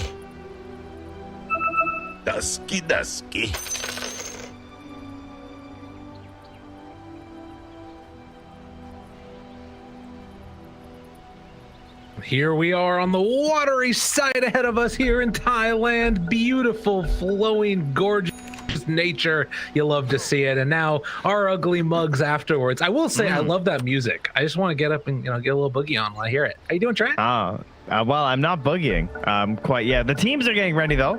As they had, we needed a restart, but other than that, we're all set. We're into this game, and we've got some ice versus ice. The AA versus the Tusk is once again we're greeted with the terrifying extra limbs upon our ancient apparition. It's unnecessary and it's silly. And if you notice right there again, it has a different number of fingers as AA himself. 3 fingers on the little ones on the weird part, but he's got 4. Explain that, everybody. The heck? Yeah. Nice try, science. Nailed it. Yeah, I got him. All right, so big smoke out here coming right out of the get-go, with Tim's leading the way, ready to tag team fools down to death if possible. And Yopaj is the one that's there underneath the tower. Gets down a ward. 30 seconds. I'm just gonna leave it at that. Okay. So, yeah, talking about the Tusk, a hero that sort of feels like he's making a bit of a comeback. But on the other side, Ancient Apparition. Genuel, very, very excited to see how he does with this. Yeah, I mean, we have an IO draft, right? So AA games should be expected every once in a while, and we're going to try it once more here. Not your traditional IO draft, though, right? These aren't the usual pairings. No, very different. than what we would tend to see, keeping in mind that we did have an IO core just the other day, but this one an IO anti-mage, because this hero isn't already hard enough to track down. Yeah, it's an interesting way of going about it. I'm curious as to how it's going to function, because it doesn't really strike me as I don't know, conventional for a couple of reasons. Just they don't seem to flow that well together. It'll give them a great laning stage for sure, especially if you're going to pair up like this. Aside from the anti-mage, though, the rest of the lineup looks like it pairs extremely well with an IO lineup. It's a lot of initiating potential. They have 4 initiators if you count the IO with the relocates and whatnot. So basically, wherever Tusk, Puck, or Void Spirit are, a relocate can then come in and follow up on one of their disables. And it's quite hard to deal with. Playhard already pushing back along Janewell onto KP, and that's giving all the space in the world to Skem. And already a bounty sent on. See if they're able to claim that one a little bit later on, as the chase down comes onto JG with some of that good old-fashioned tag team. But they will not be able to punish that much further. Just trying to, I guess, get the early bully on. How good is this tag team with the overcharge? You get bonus attack speed of 50, level 1. Ooh, so this is the cheese, eh? I think that's what we saw yesterday too, and actually JG in some trouble now with that tag team, the slowdown and the beatdown. First blood drawn by Thames. Think about when they're level 2. Yeah, when the Tusk has the overcharge with the tag team. That's gonna be gross. Yeah, people are just gonna die. All right, I like this. Very sneaky. It reminds me of the Wind Ranger Tusk that they were running with Liquid. Boxy would play the core Tusk, and they would get the support Wind Ranger for Taiga. Yeah. It does mean, though, that since we've got 3 heroes down bottom, it's KP solo against this dual lane. But I think that's probably okay, because we can't really kill him, as, well, down bottom, JG again in trouble. Neon! That's so much heroes! Dude, that overcharge, devastating. Yeah, you can't. You actually can't. What can you do if they activate that? Right? Like, the tag team's just way too much damage and slow. Night Stalker can't play into this. No, he really can't. And play hard, like, he can't come down here either. I think if I don't know what Night Stalker actually does now. Like, he's walking back out to lane, but he's going to be completely zoned out of XP range. He's gonna come down here and try and like pull the wave apart, I guess, and just try and keep last hitting, but it's a dire situation here. Dire definitely is favoring it, that's for sure. Armel. I wasn't sure where to go with that one. Don't worry, I knew there was something there, but I lost it. Thanks, bud. At least Yopaj is having a decent time, and so is Gyrocopter, to be fair. Oh, hey, look, guys. Night Stalker came back. Hello. I hear you like to die. More punches, beating down, and almost killing JG. He only get 90% of his HP, guys. He failed. How much mana did that cost us? Not a whole lot. A grand total of 110 mana across 2 heroes. Dude, this is devastating. That's the greatest trade deal in history.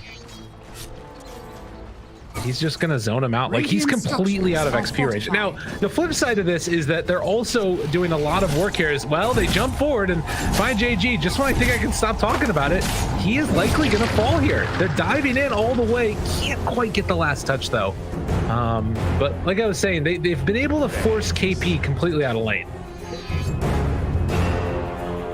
Yeah, this is the trade-off. I mean, he's legit just straight up jungling. That I'm a little surprised by. I guess he lost control of the pulls, so he knew that even under the tower wasn't going to be that good for him. Meanwhile, Puck jumping a little bit low here in the mid lane. Armel trading with Yopaj. Not able to find that shards there. Pretty close, but not good enough. And yeah, this is going to be the big deciding factor, it feels like, as the silence trades out there. Gyrocopter, obviously a hero that does love to get off to a hot start. As well, they kill play hard. March will go down for it.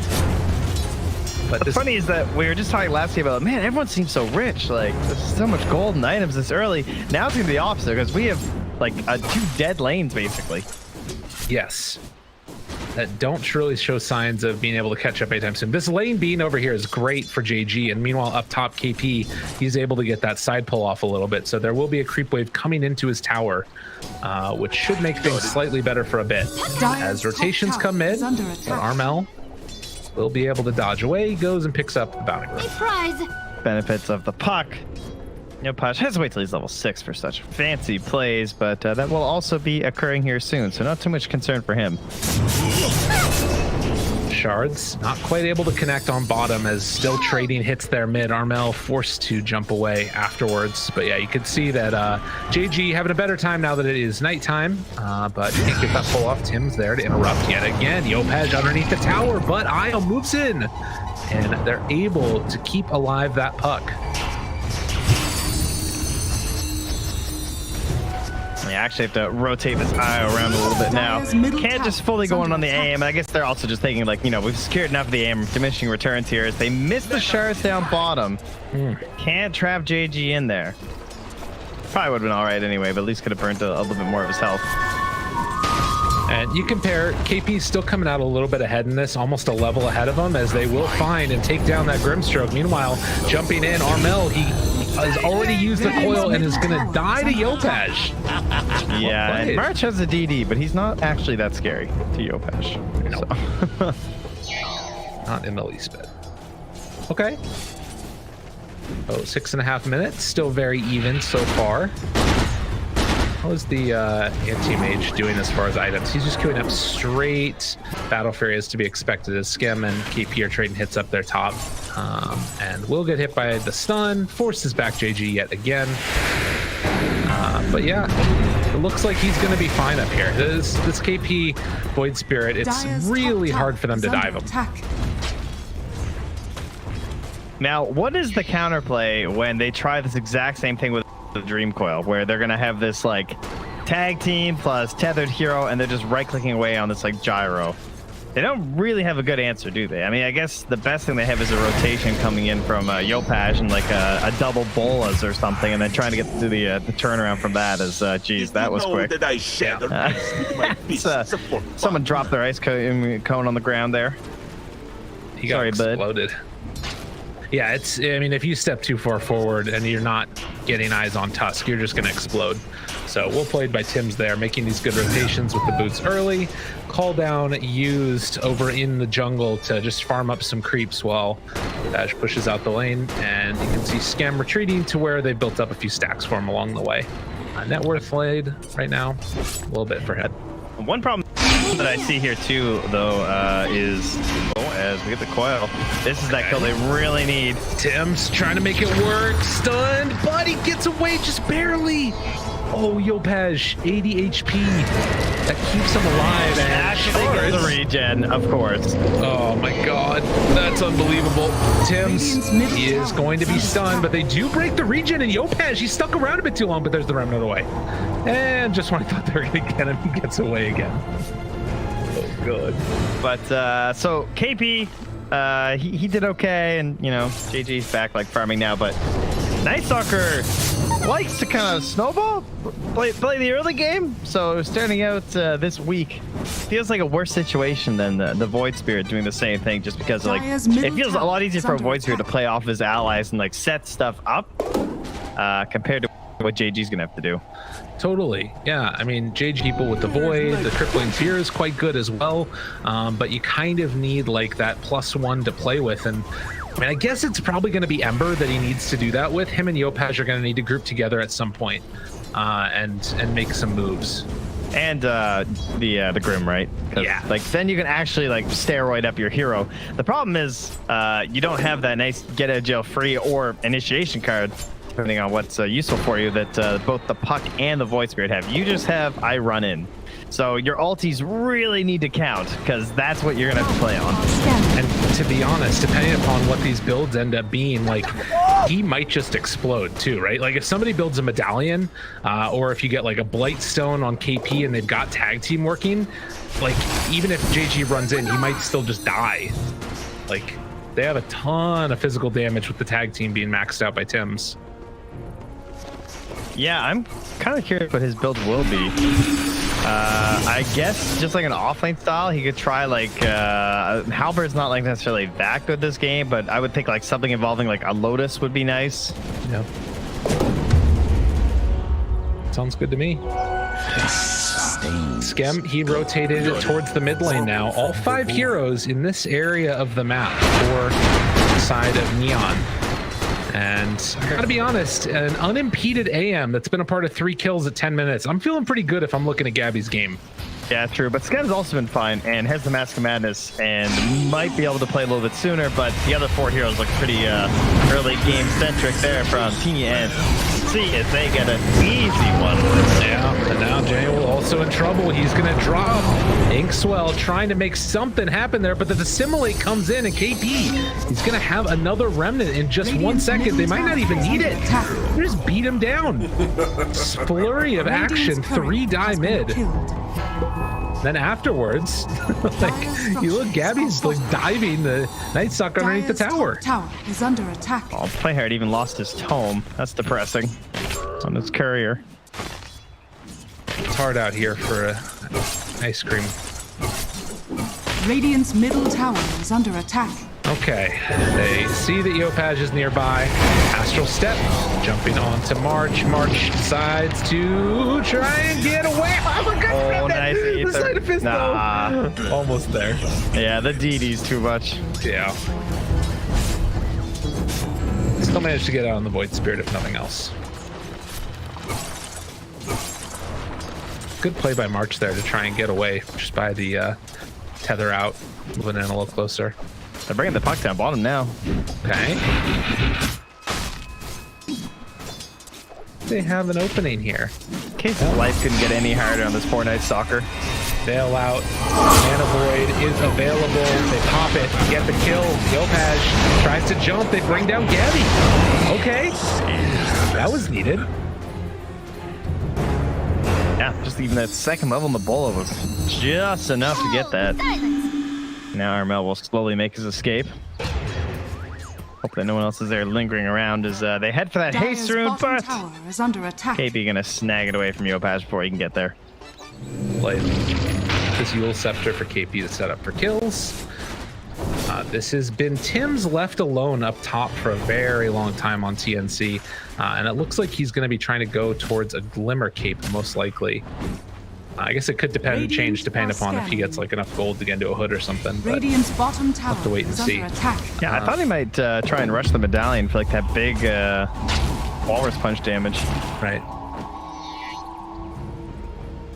Died in against it. As Smoke Up, possibly. I thought Playhard and Yopaj might go for it. They're waiting. Yeah, I thought they might too. They still don't have the Ice Blast, but John Newell's going to get the wave mid right now, so that should give it to them. Unfortunately, the setup is not very good this game. They need like the close range Ice Blast. They're not going to get any sort of like a long range one really, unless it's frankly a bit lucky. Sends one out though. He's hoping for the best. And they will already kill off Armel, but meanwhile the snowball comes in afterwards. Ice Blast not going to connect. The Soulbind doing whatever damage they can. Skem already dead. Yopaj also in trouble. The big old void comes out onto one, as well as the silence afterwards. They will kill off March. KP hasted, trying to run away. And with all these heroes chasing him down, Tim's eventually will fall. A triple kill for the Ember. Okay, we're back. We're all good. Attack. First kill in the AM, now triple kill for an Ember. Yopaj, I mean, he is the hero that can carry it. I think if this Night Stalker is a little bit behind, he can utilize just the vision that he gives to do that. Oh, God, he barely gets out of there. They're going to lose one, possibly. Look at this. Their spirit is real low. Thinking about it, Mana Void's available. Deuce's Legion. Oh, man, the vision. Gabby, he can't get there. Play hard. He's going to get punched by KP. Okay, no, Gabby's just going to come and steal the kill. That's fine. Armel, careful now. Gotta be careful. They still have that Mana Void. Thinking to turn. KP living for the moment. Jumps onto the back line. Finds Jill. Can't kill him yet. But now they finally will. And now trying to turn onto this Ember who's low on mana. This has not gone well for them. God, Skem just does so much though. And a triple kill in the end for the Ember. They should have left when they had the first fight, and they kind of recouped some of their losses to now come back and hand over. It was a second triple kill, right? Like now he's 9-1-1 on this Ember. Call the police. 911. This is destruction. Yeah, and gonna go for the BKB afterwards. So he just wants to keep the ball rolling. Oh, I like that. Time will descend. That is not something you see too often on Ember. You just go like Maelstrom into the BKB, but that is definitely his role this game because he needs to create a lot of space for Skem. Yeah. Ward's placed down, smoked up. They don't see the anti-mage, but blinks on in. Now they find him. Remnants catching, and Gabby, he's fallen. That is the second death with the Battle Fury. Damn, dude, they got him. Dire's middle tower is under attack. They really got their number for the past 5 minutes or so, and now they're just continuing to press forward here. They have the Night Stalker ulti again, too. It feels like Yopaj's game is just so free. Like, if they catch him in the coil, it's good, but they just haven't been able to do that yet. Yeah, he's actually playing super well, too. I mean, this game really is just all on him, and we've cursed him. There it is. That's what they needed. That's what we were expecting. More of the cursing. That's our bread and butter right there. 600 gold deaths. That's going to finish his Yules. As the relocate's going to pull Tim's back into the other side. Radiant's bottom tower and they manage to escape. Wow. Gabby just going to go back to AFK farming and try and avoid any entanglements. Oh, God. Be careful. Radiant's bottom tower is under It's going to attack. look away. Mid lane. Ball, catch onto one, soul bind. He's gonna get both of them. Try and take a walk away together, but the Ice Blast is going to apply the debuff onto both. Oh man, this death is gonna end up costing Yopaj so much too, though. Now that he's been down, KP has found his way to the Yules, so he really needs that BKB now because now he can't just dive into these fights anymore. Number one, he can lose his Flame Guard, but number two, he's gonna fall right back down into the Aether Remnant. Right. Yeah, and you know, the rest of the heroes are doing more than enough damage to kill him if they're able to keep him under control. JG's legitimately, like, he's gonna have to just jump in front of the Aether Remnants. That's his play as the Night Stalker now. Yeah, that's tough. And like, he's not really getting those big items that you want out of a Night Stalker at this point. Like, there's no thoughts of an Aghanims at this stage. No, he's gonna be small, man. Drums is nice though. It's exactly the kind of game plan they're in right now. Unfortunately, it kind of feels like they're just trying to like stem the bleeding a bit. But I suppose if Skem can get to the point where he needs to be, then once he joins, these fights will look a lot better. And he does have coming on out now on the courier 2 components of that Aghanims with already in hand. So we'll have that with the Mask of Madness. Things could start to look a little bit better for him. Also getting that cooldown.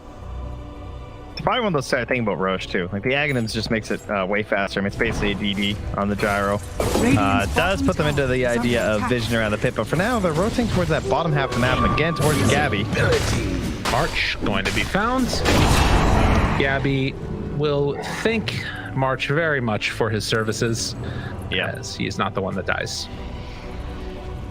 Okay. It's been 1,000 gold lead separating these two teams. Right now, the big differentiating marks feel like it's the Night Stalker that's behind the Void Spirit, but on the other hand, it's, well, Armel maybe in some trouble. Gets the jaunt away, barely able to escape. And the rest of them looking to also be there. Snowball, not quite able to get it. The taunt, it's going to be off the mark. And they're going to kill Tim's. Jeez, even with the hood, not even close. I have a feeling that he wanted to get into a pipe because he felt like his game was going a lot better, but since then he has died quite a few times on this Tusk. Or I guess I should say he just hasn't been able to be involved in as many kills. Well, there's also just like a crazy amount of magic damage too. I think the hood's actually better than Glimmer. Okay. I don't think he wants to like hide that much as this hero. I think he's happy like taking a bunch of damage. Okay. For you. It's reasonable then. Gabby, what's he got now? Manta in about 1,000 gold or so. He just needs more time. And to testament, they haven't really been able to find him that much in spite of this like crazy fast movement around the map. Staying one step and ahead. having a Night Stalker. It has gone pretty well for him, but perhaps another fight here. Again, it's going to be all about the coils. from this puck, and it's such a good spell for letting the AM actually contribute too. Like if you're nearby, it just feels so safe when you see them completely stuck on the leash to try and dunk a mana void on someone. Yeah. They're going to TP out there. They're moving up top to the top boundary and trying to catch the puck with the silence. But he's not going to walk up the staircase. However, Tim's does. Tim's is crazy, man. Snowball? TP away? Oh, what a player! Oh, he gets out. Oh, barely. Oh, that's real nice. That. Sorry, barely is still out. Yep. His way out of there.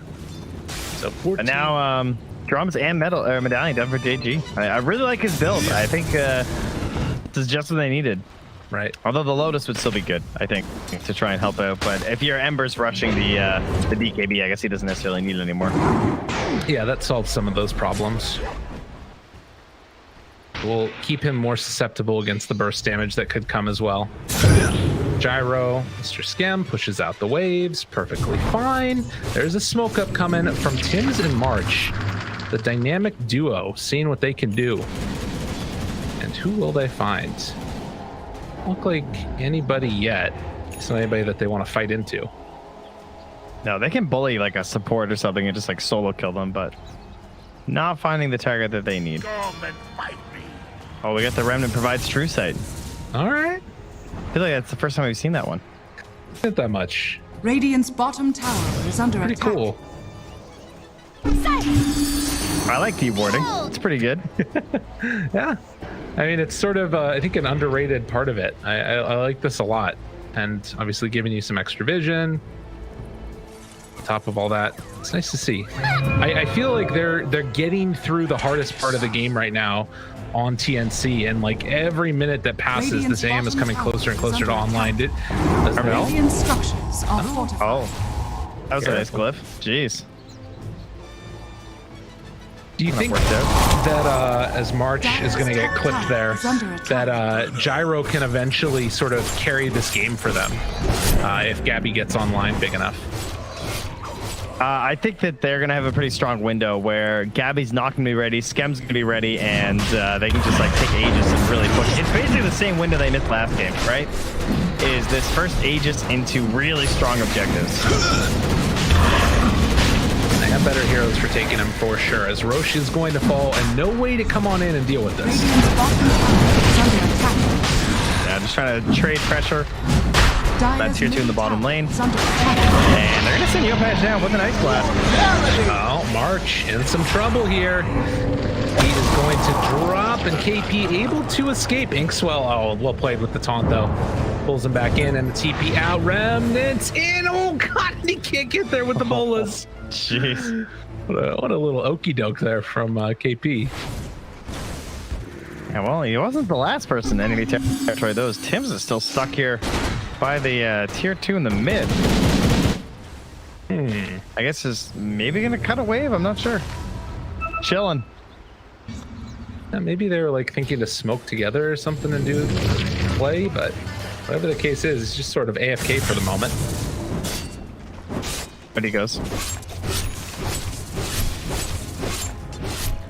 So Basher completed now for Gabby and Yopaj. They blink right on top of him. Thought about the mana void. Doesn't decide to go for it.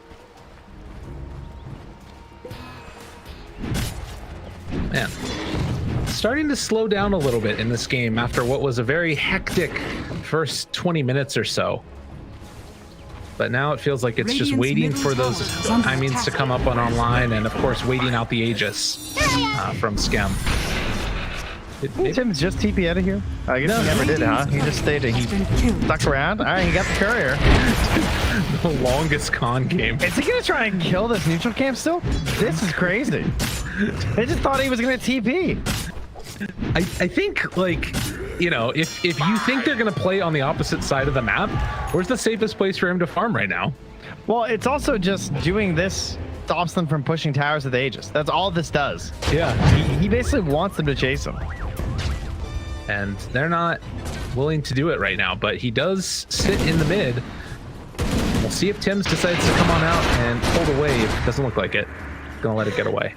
He's still just here. Dude, Tim's is the most AFK I've ever seen a Tusk. This dude has like moved 400 units in the past 4 minutes. As they're gonna hold high ground. My camp's gonna spawn soon. This is great. Surprise. La la la. I shot the camp while he's at it. He literally the wave rather. walked back and forth between right here this entire time. Yeah. But at the same time, what has the path been for Neon? Yeah. They've kind of just done like a little loop through this whole area. It's like everybody takes a break, not going to play Dota for a little bit. And in the meantime, they managed to get some creeps. Oh, he left his safe zone. Tim's caught now, and Silence comes out. They're going to be able to beat down the Tusk. And he's going to take him on a little walk before he ends up falling. Force all the spells out of him. One more Walrus Punch for all he's worth. Radiant's Just a bit more. Stop though. Scepter pulling him in. Lots of BKB reaction. Well played there by Yopaj. Trying to turn. Doesn't hit with the bolas. Meanwhile, they pop Night Stalker ultimate. Gonna try and bring down KP. Does have the remnant. Catches there onto the Ember. Dissimulate is available. But he's rooted and in trouble. And it looks like they will manage to run him down. As he will also Just take in on a case. walk. You got your backup there in the AA.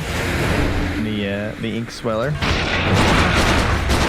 Well, what do they gain with this Aegis? Radiant's top tower. They got like a tower, I think? Maybe the tier 2 I think bottom? they got the bottom towers. Too much. Armel jumps away, not want to get caught. He wants one more tower. Apparently. Dire's middle tower. So they've got about a minute left, and it looks like they should get that fairly freely. As Yopaj is pinging down bottom, knowing that Gabby's going to be there. Well, jump from Tim's, or rather from JG onto Tim's, trying to keep him alive. It's not going to happen. And now they're high ground. That's what we were missing last game, right? It's exact play, getting something done. I'm not necessarily sure they're going to get the full lane. Yeah. As they're sending Yopaj back, in fact. And he just gets the remnant. He didn't stop it at all. He just tried to do some damage to the creeps, but it didn't end up working. They did take the tier 3 tower, hitting a lot of damage now onto the Void Spirit. The coil there is going to land onto 3 heroes leashed up. Silence now onto all. Jumps away by KP. But in the meantime, this anti-mage is just hitting buildings. So he does. They have another like 5 seconds left on the Aegis too. So they'd be a bit careful in the retreat. Chase. Aegis down. Armel thinking about chasing, but he doesn't have a coil anymore. Now as they're TPing back in, they break the TPs. Gabby's taking the racks while this is all going on. As long as they get out with the rest of these heroes, things are okay for TNC. Yeah, they got the lane. Fully done. Well done. Nice TP cancel onto the gyro. All it cost was KP's life. And so they end up with more structural damage on TNC than Neon got. Continuing to slightly worrisome. Continuing to farm this out. I mean, they're getting the second lane. This is the problem. As Scam and JG beat away at it, they've got Abyssal on Anti-Mage, but he doesn't want to come back right now. He's just AFK farming. Yeah, Skim's mad. Radiant's courier has been I don't blame him. I'd be pretty upset if that happened too. Yeah. Sticking around. No creeps. Bottom barracks are under attack. That's a good point. So they don't get the other melee racks. Gabby just keeps cutting. Now, I do think that there was an enchanted quiver that dropped that Gabby didn't see. And it's in this camp right here. So somebody might go over and pick that one up in a moment. It's invisible for the moment, but I think once the camp dies. Radiant's middle tower is under attack. Oh, that's unfortunate, but oh well. Januel, does he spot it? Is it over there? Top tower Am I crazy? It's under a creep? Maybe it's one of the camps. Oh wait, no, it's maybe back in the inventory. Oh, he sent it back. Okay. Aha. Oh, Titan Sliver. Hey man, wow, what a recovery by JG into the BKB. I mean, I guess KP's just as farm too, but I was pretty concerned about this Night Stalker's game. How far behind and how rough his lane looked, right? But now he's a problem. If they can force any of that control onto him, like the Radiant's top pistol tower or is something, under attack. that's just going to give more space to Yopaj. Right. They Dyer's have the eggs though. bottom Nice. barracks are under Okay. attack. All right, Armel can just win the game. Go Armel. Just win the game, yo. Win the game. Coil everyone. 30 seconds until Roche is capable of respawning. The old Scepter lift up, still beating away at the buildings. Armel can go into the back line if they want, but they're just going to get Dyer's bottom full barracks set of racks and no response. Look up from Gabby with March in tow. Who will they find? JG Invis with a rune. Wow, they throw out another slate and no follow-up afterwards. Yeah, TNC just not feeling comfortable moving out. This Neon draft is looking quite strong. Thing is, though, they haven't garnered a humongous lead, really. The vessel, jump in, Mana Boy killed. Ice Blast afterwards. Now turn on Yopaj, finds the stun out of mana. Gabby has arrived, but can he survive? That's the other question as they try and control, backing away, don't break the tether yet. Meanwhile, over to the south side of the fight, they're jumping onto Tim's. He's taking a ton of damage and just gonna die. As JG trying to run down KP, BKB wearing off though. And Armel jumps back in and gets the silence onto 2. Tries to find that Night Stalker, but it's too difficult. And Yule Scepter afterwards, but the silence is there. And that will be 3 down. Let's see if we can get our fight recap there. Oh, you guys got the fight recap? How come I didn't get a fight recap? Swear, good, you guys are getting them better than I am. Like, why don't I get this? Thank you, Observer. It's because of the Canada, you know? I guess so. Yeah, I'm not allowed to have it or something. But buyback, it's an AA, so it's kind of whatever. And finally, he's starting to grow this lead a little bit. Still not by much, only about 1,000 gold. But then you get a faction all this time that the puck's not going to be farming, and most importantly, not pressuring these lanes. You get a little instant replay there of that initiation onto the AA. It's good, but unfortunately, it's not really the best target to blow kind of this like first real anti-mage attack on.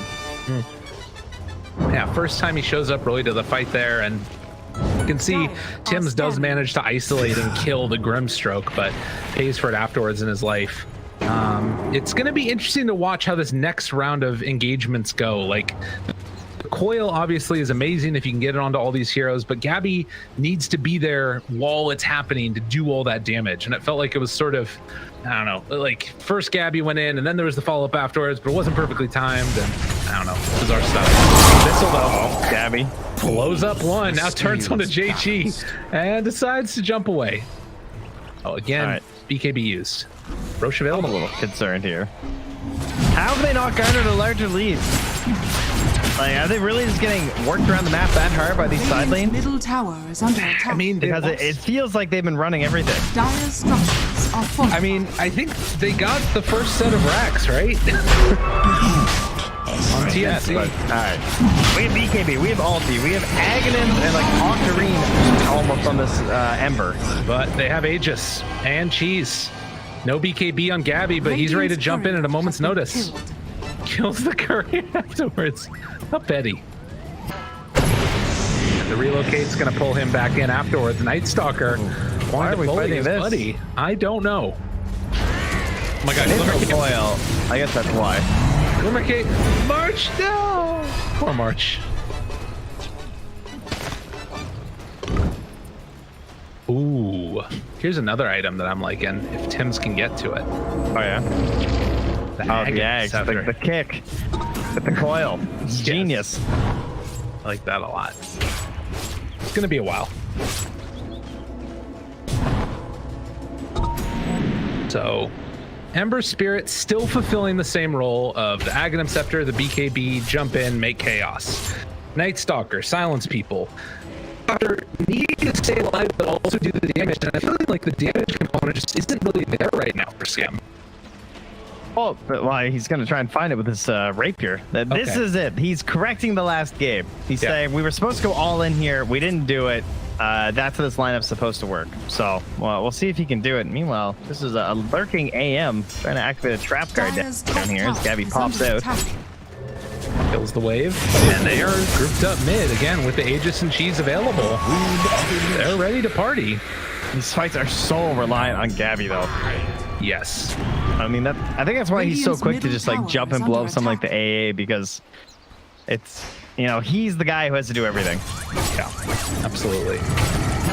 And he does have the full MKB coming out to him now as well. So he can blow up those supports, but now also it feels like he can fight Gyro. And they really need to take, I think, this fight before Skem gets Rapier. I don't know how you feel about it.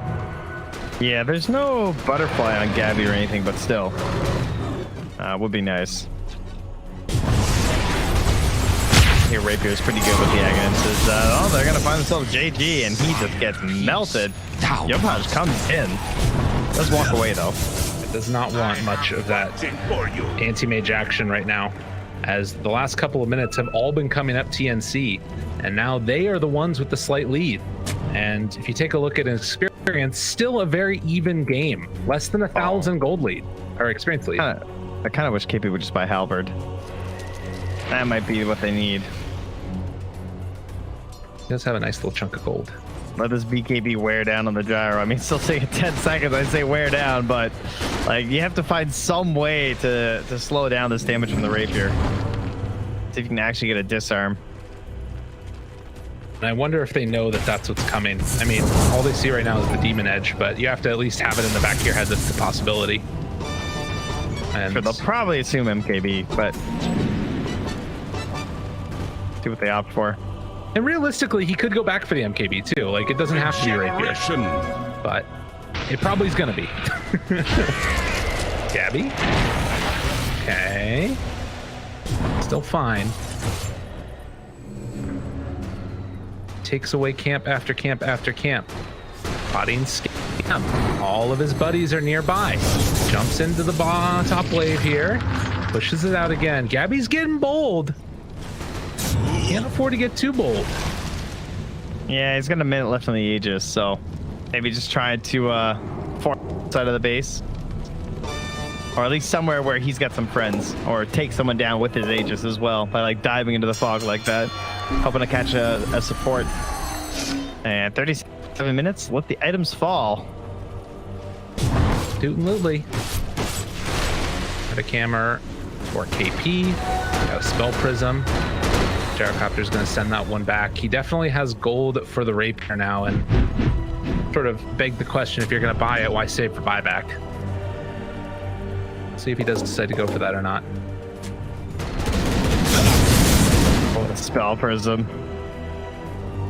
Nice. Seems like a puck item. Could be really good. Scam, you gonna do it? Hello? He's thinking about it. Well, buy it, buddy. Just get it. Don't think. Just act. It's my Rapier. I'm not doing it. Timeless Relic also picked up now. I mean, if you lose it at this point, he gets the Rapier. So, I mean, Radiant's again, middle going all tower in. is under attack. The plus side is that this is before the Tusk Aghanims comes online, because there is something to be said for, like, if you get a coil and then a Tusk Agh's kick and he's isolated away from the rest of his team, he's going to die.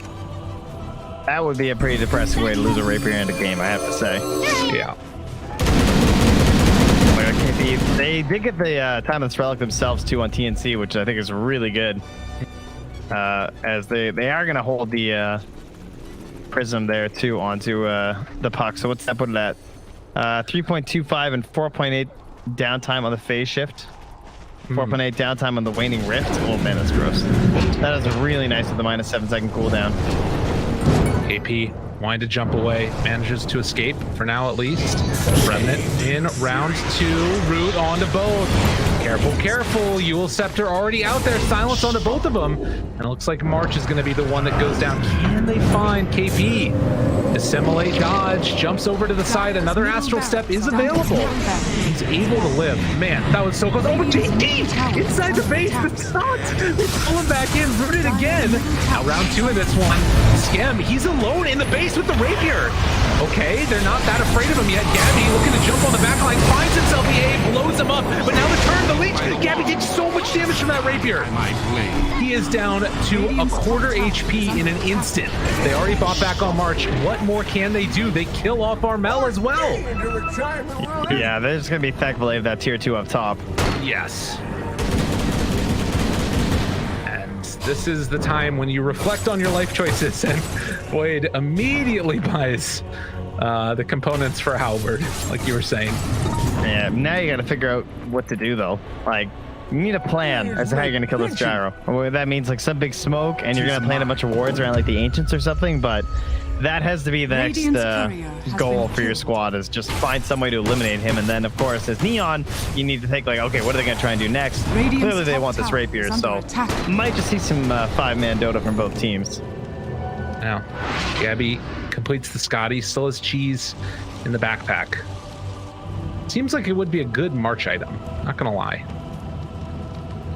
Yeah, but he's on his own all the time. Yeah. Okay. Skem queuing up the Scotty himself, gets that done. 3,600 HP. That Egypt real bad. We're gonna have the time for it in just a moment. 20 seconds away. Since there's so much 5-man around the other side of the map, it leaves a lot of space open for Gabby to go for the split push action. They force out a glyph now, and he will be able to likely secure this tier 2 tower, but back towards mid. Skem. Again, very deep into the base. Is that enough? 1,000 gold away from being able to finish that walrus kick, and in the meantime, they lose the tier 3, tier 4 towers. Okay, walrus punch, jump, a decent start. Meanwhile, the heal comes out as well. They already found and killed Play Hard. Gabby trying to turn now onto Skem. You have to jump away. Rapier's too much damage. While KP blows up Janelle, they have a blast when they come back up. So 30 seconds away, but they're going to turn onto these tier 4 towers. Gabby, no more Abyssal for 18 seconds. The Ancient is exposed. Tim's jumps in, wants to get the control. So much damage out there, and the Ancient's just pulling. Neon are taking it down. They have the glyph, but everybody buying back all wants to try and kill him. They already have the damage out there. Is it going to be enough? They can't kill him. Triple kill for Skem, still trying to control. Gabby turns, the Abyssal Blade's going to land. They got to bring him down. Ultra kill, Rampage, one time. He's going to kill again a second time. They're all falling so freaking low. Skem forced up. Is he going to be able to finish the job? Another Rampage. Skem did too much damage. The Ancient Scepter is absolutely demolishing, but they finally kill him off. Gabby gets the rapier, still the Ancient exposed, and Yopesh stops it. He creeps at the Ancient, my man. Now turns, wanting to jump. Gabby is big and bad. Just gonna 3-shot. Now a triple kill. Can they find any more afterwards? Lift up on a Night Stalker. Want to chase him down. What did we just witness? Oh, let the bodies hit the floor.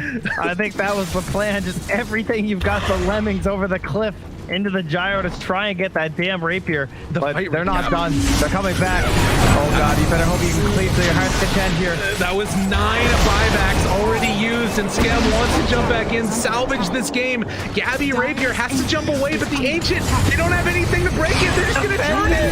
They don't have an answer. The rapier is in their hands, but the game is won by Neon. Unbelievable. Well, they needed their play of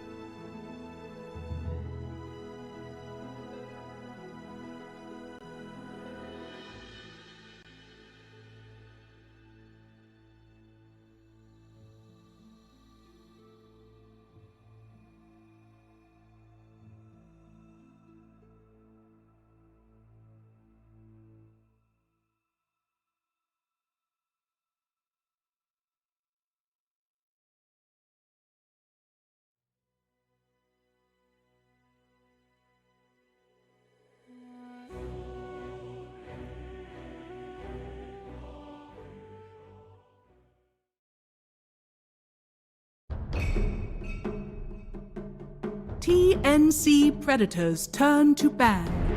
Radiant team ban. TNC.Predator's turn to Radiant ban. team ban.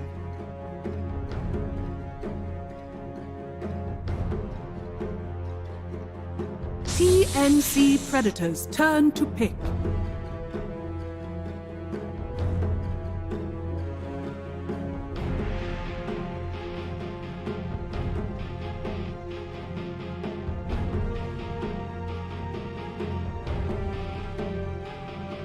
Ten seconds remaining. Radiant team pick. Behold the horn of Magnus. TNC.Predator's turn.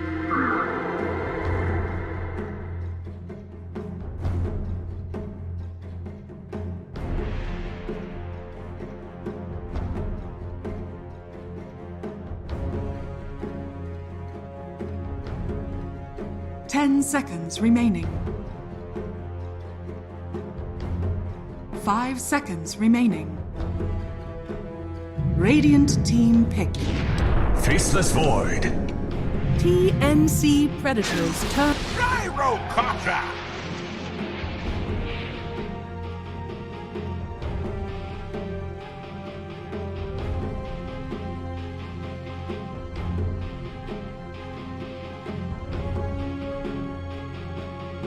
10 seconds remaining.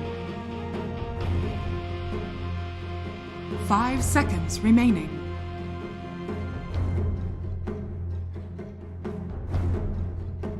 Radiant team ban. TNC.Predator's turn to ban.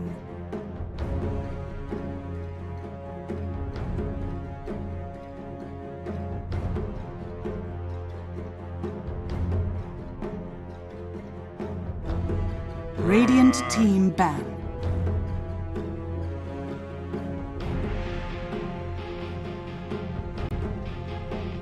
TNC.Predator's turn to ban.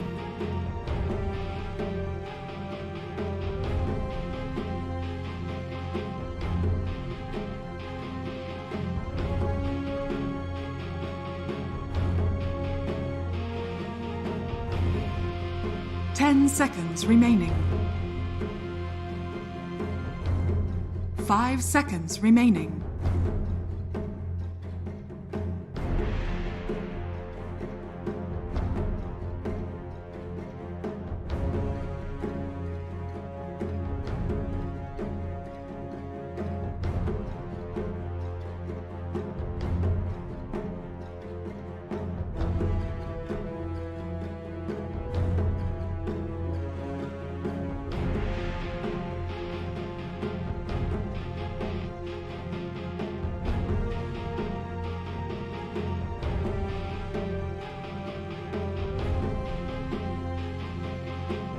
Radiant team ban.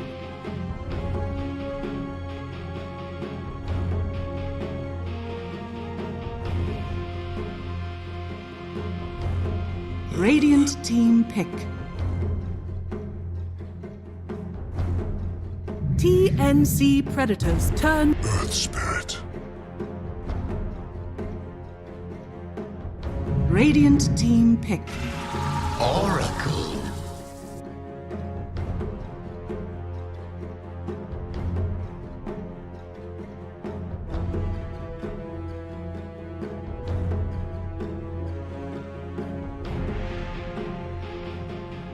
Ten seconds remaining. 5 seconds remaining. TNC.Predator's turn to pick.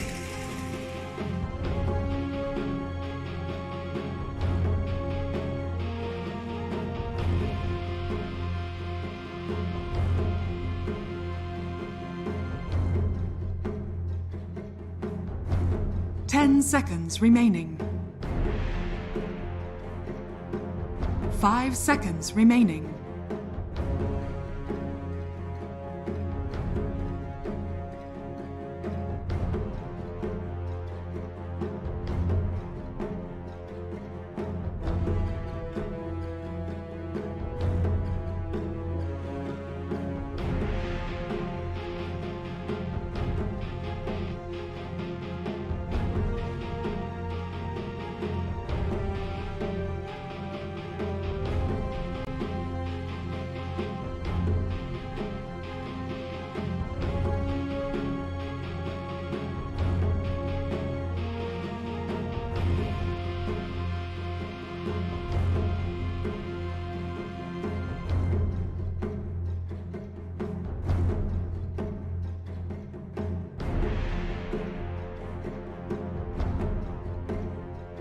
TNC.Predator's turn. Mirana.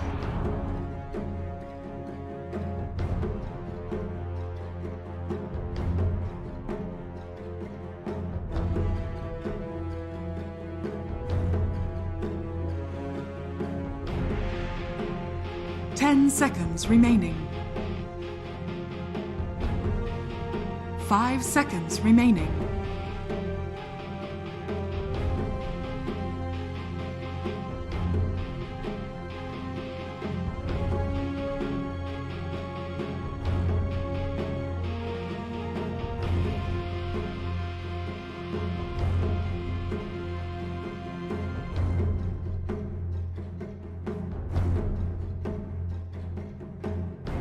Radiant team ban.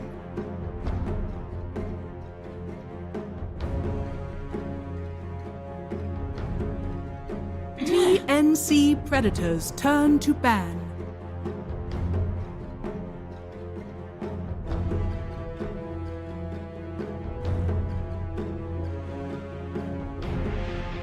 Radiant team ban.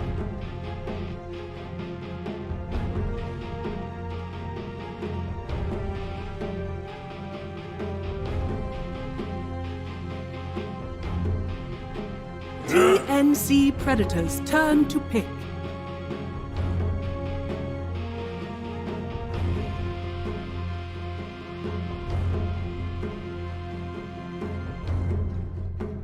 Radiant team pick. Lena.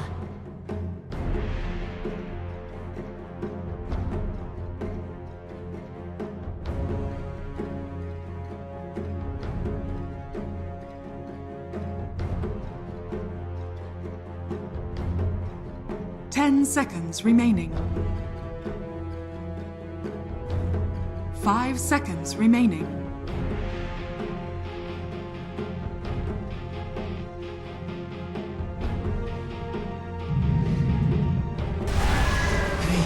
You may now select your heroes.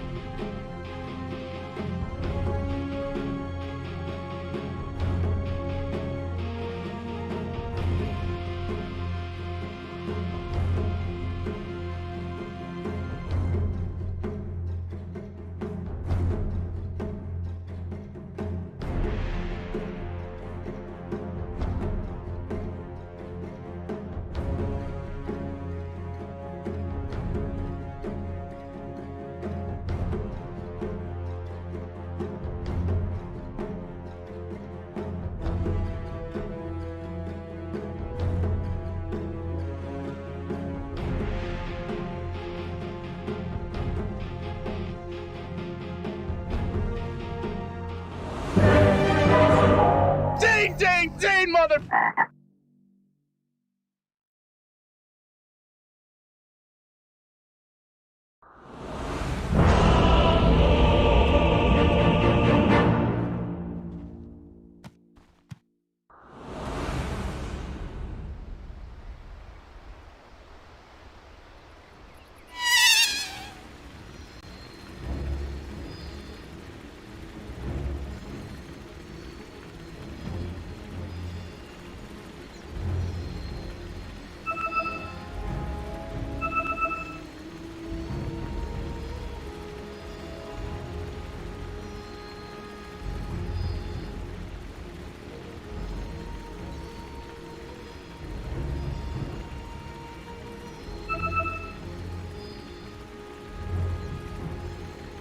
That wasn't too bright.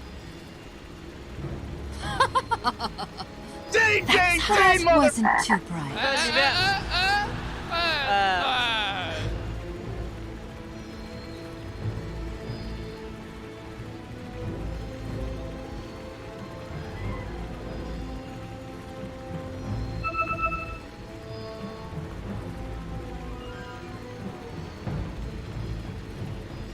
Hello and welcome all you wonderful people out there all over the world. We are here ready to go. Game number 3 in the upper bracket, continuing our coverage. Neon versus the wonderful TNC as well. Trent, man, it is happening. How you doing, sir? I'm ready. You know why I'm ready though? Because we have Yopaj back. Ooh, bang, bang, bang. On the mid-Earth Spirit. Yeah. Sound off the air horns, folks, because we had a pretty fun one. The first time this came around for us in game 1. Unfortunately, he didn't win that game. No. But he looked cool losing it. That's absolutely true. And that's the most important thing in Dota, if we're going to be real about it. And life. Yes. Losing life, but looking cool. I would want to think up some like really cool ideas of what that looks like, but I think it'd get really dark very quickly. So we're just going to leave it alone for the moment. As down bottom, we got 4 heroes grouped up, ready to battle anybody that dares walk up this hill. Armel is ready to go. So yeah, mid-Earth Spirit versus the Lina. This is bold as brass, man. This is normally a hero, as the panel was talking about, that can just run it, but the panel's still feeling like they're liking the Neon draft. I mean, how can't you? After what they've done so far, it's felt like they should have won both games. Yeah, that's an important point. Is like we were saying, okay, TNC coming in maybe the favorites here, but Neon definitely looking better in both of the games. Although, again, maybe a little bit of lack of control as they got towards the end of game number 1, and then TNC very capable of capitalizing on it. The battle begins. TNC though, pretty solid lineup. I have to say, I kind of like their draft. I do think the Lina is set to have a good start. Lina's kind of known for dumpstering most matchups, especially melee heroes. And then she's got great setup in both the RP and the Chrono. And plus, I like the higher damage support of the Mirana too. I feel like the support Miranas have looked pretty good for us so far. Definitely. Been quite strong. Oftentimes when you're going up against a Phoenix, it's just amazing as miss off the light strike right there, and then Yopaj gets the hit on the last, on the range creep rather. She said gets the hit on the last creep. That's not what I meant. Yeah, we're getting there. But the other hero that's going to be coming around this time, as we see up in the top lane, is Playhard, playing on the Vengeful Spirit, which has kind of flown under the radar, I feels like, but this hero is incredibly strong. Yeah, it's a little weird because they kind of have double save because they have the Venge and the IO, so they don't really have wave clear from either support, and it's basically just double try and keep my core alive, and only one really big core. Again, this is very similar to their first lineup, right? Where in fact, it's the same trio, so that's why it's so similar.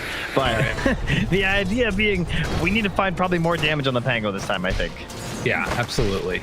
It's really important that JG gets a good time and is able to sort of come online in this match. The other lane that we haven't talked a whole heck of a lot about, although we have referenced it down bottom, Tim's playing on his Mirana.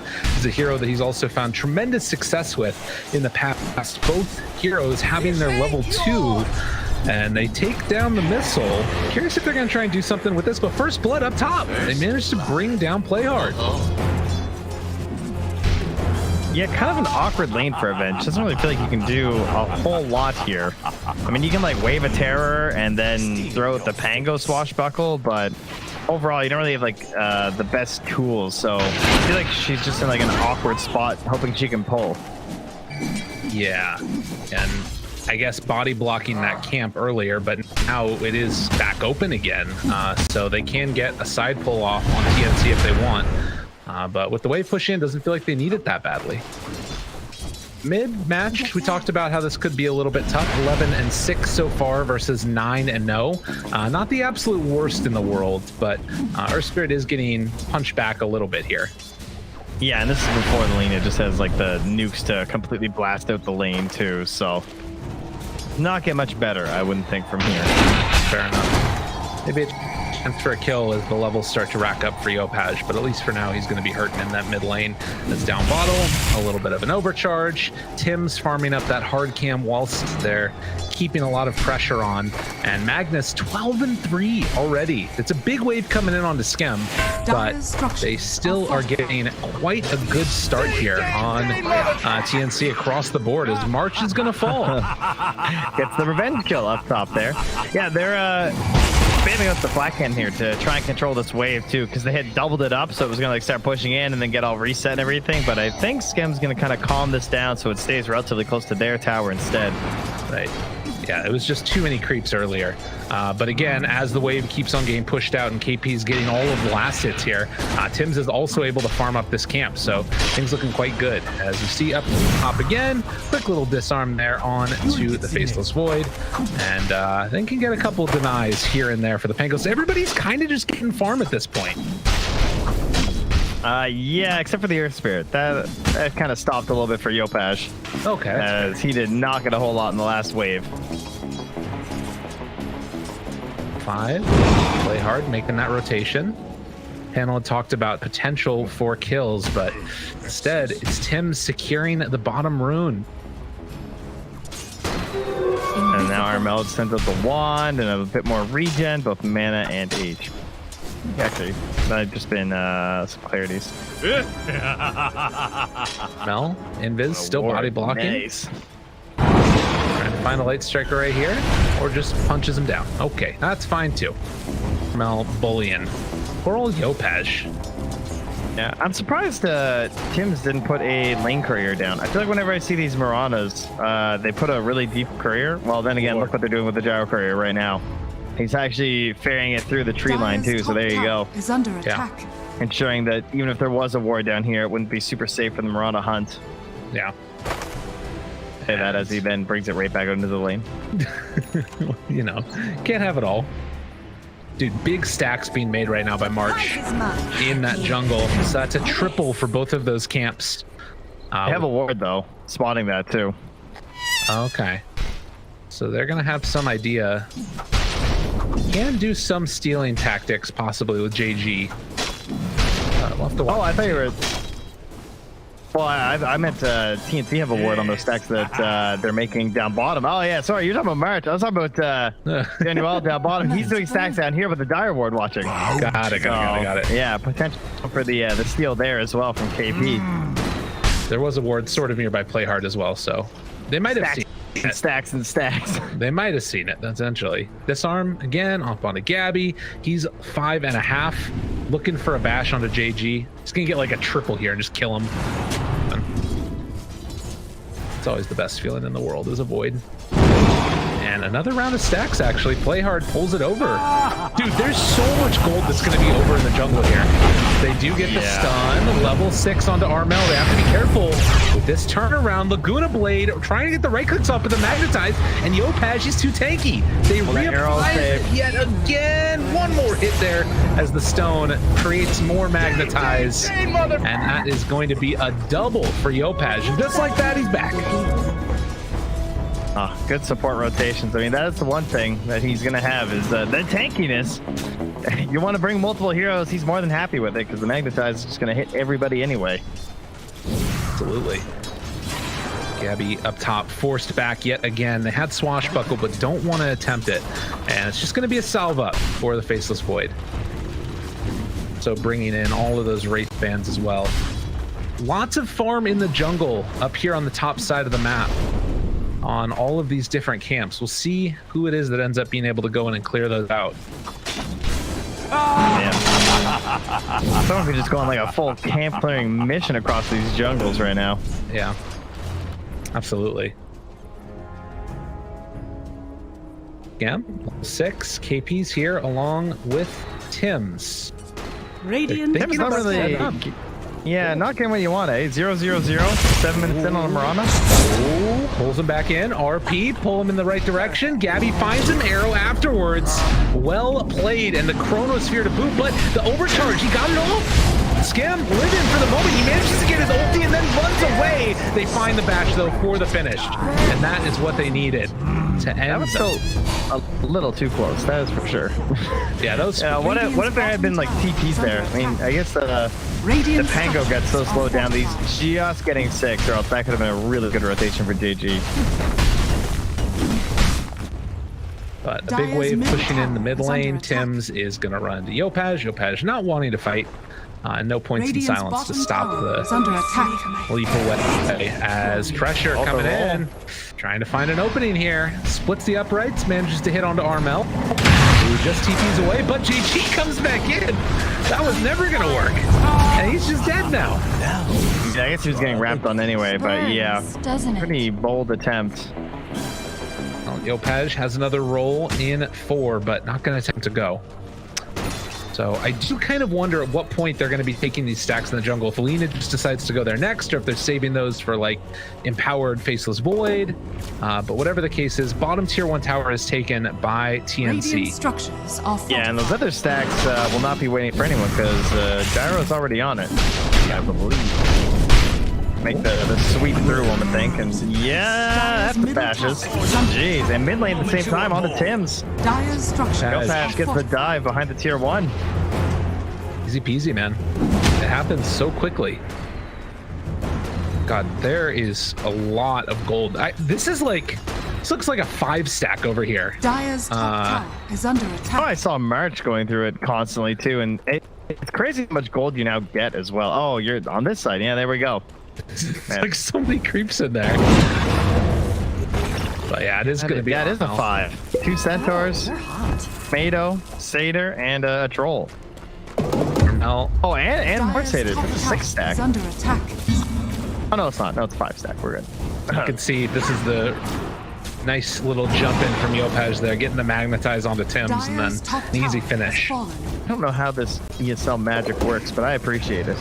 It's nice, isn't it? They just find these replays. They just appear. Summon them from thin air.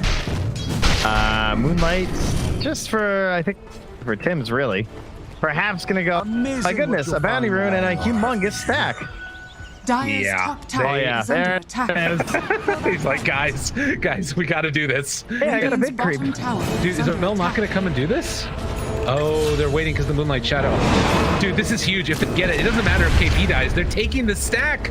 Oh my God, it's so much gold. Juicy. Yeah. Oh, that feels real bad. They left the bounty.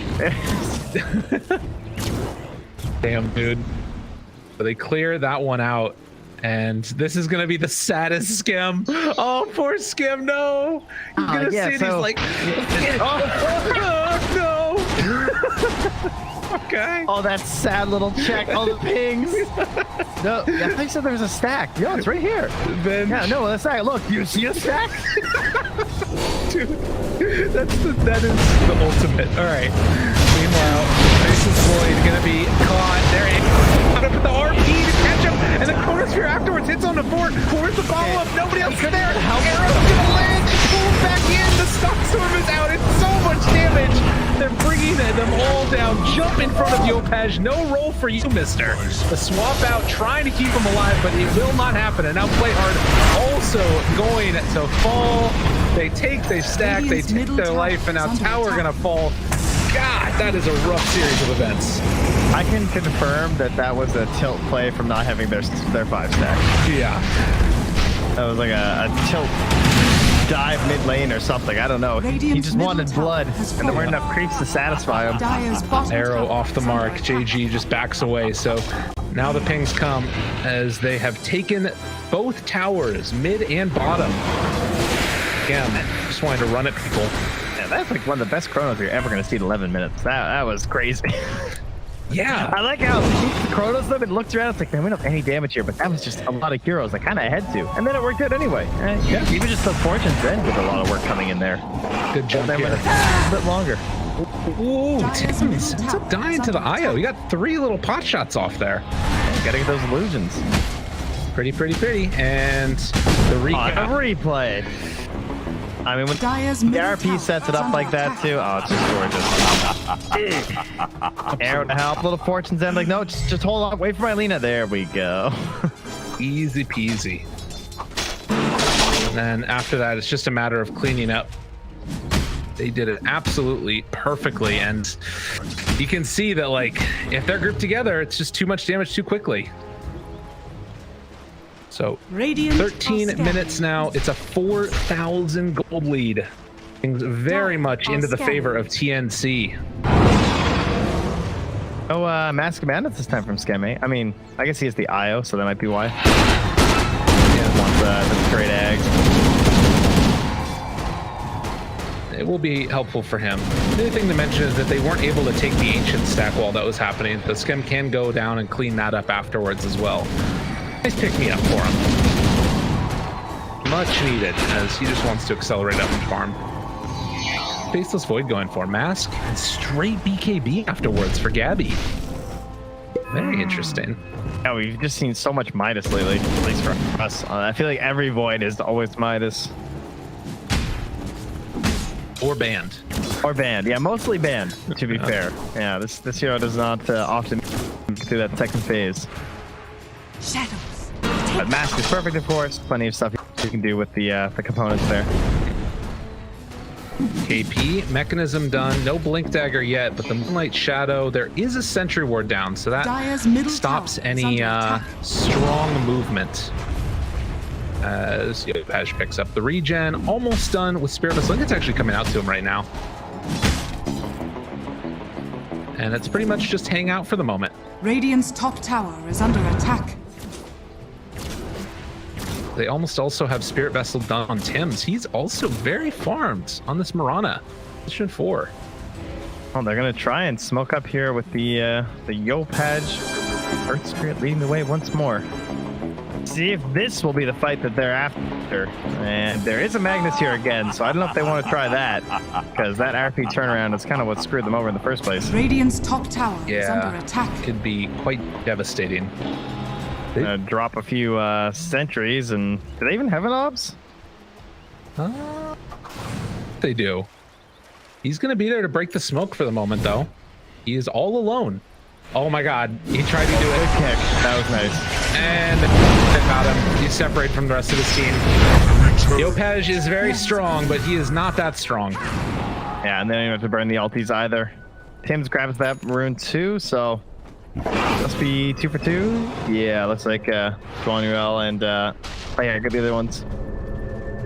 Tim's, JG, did they get him?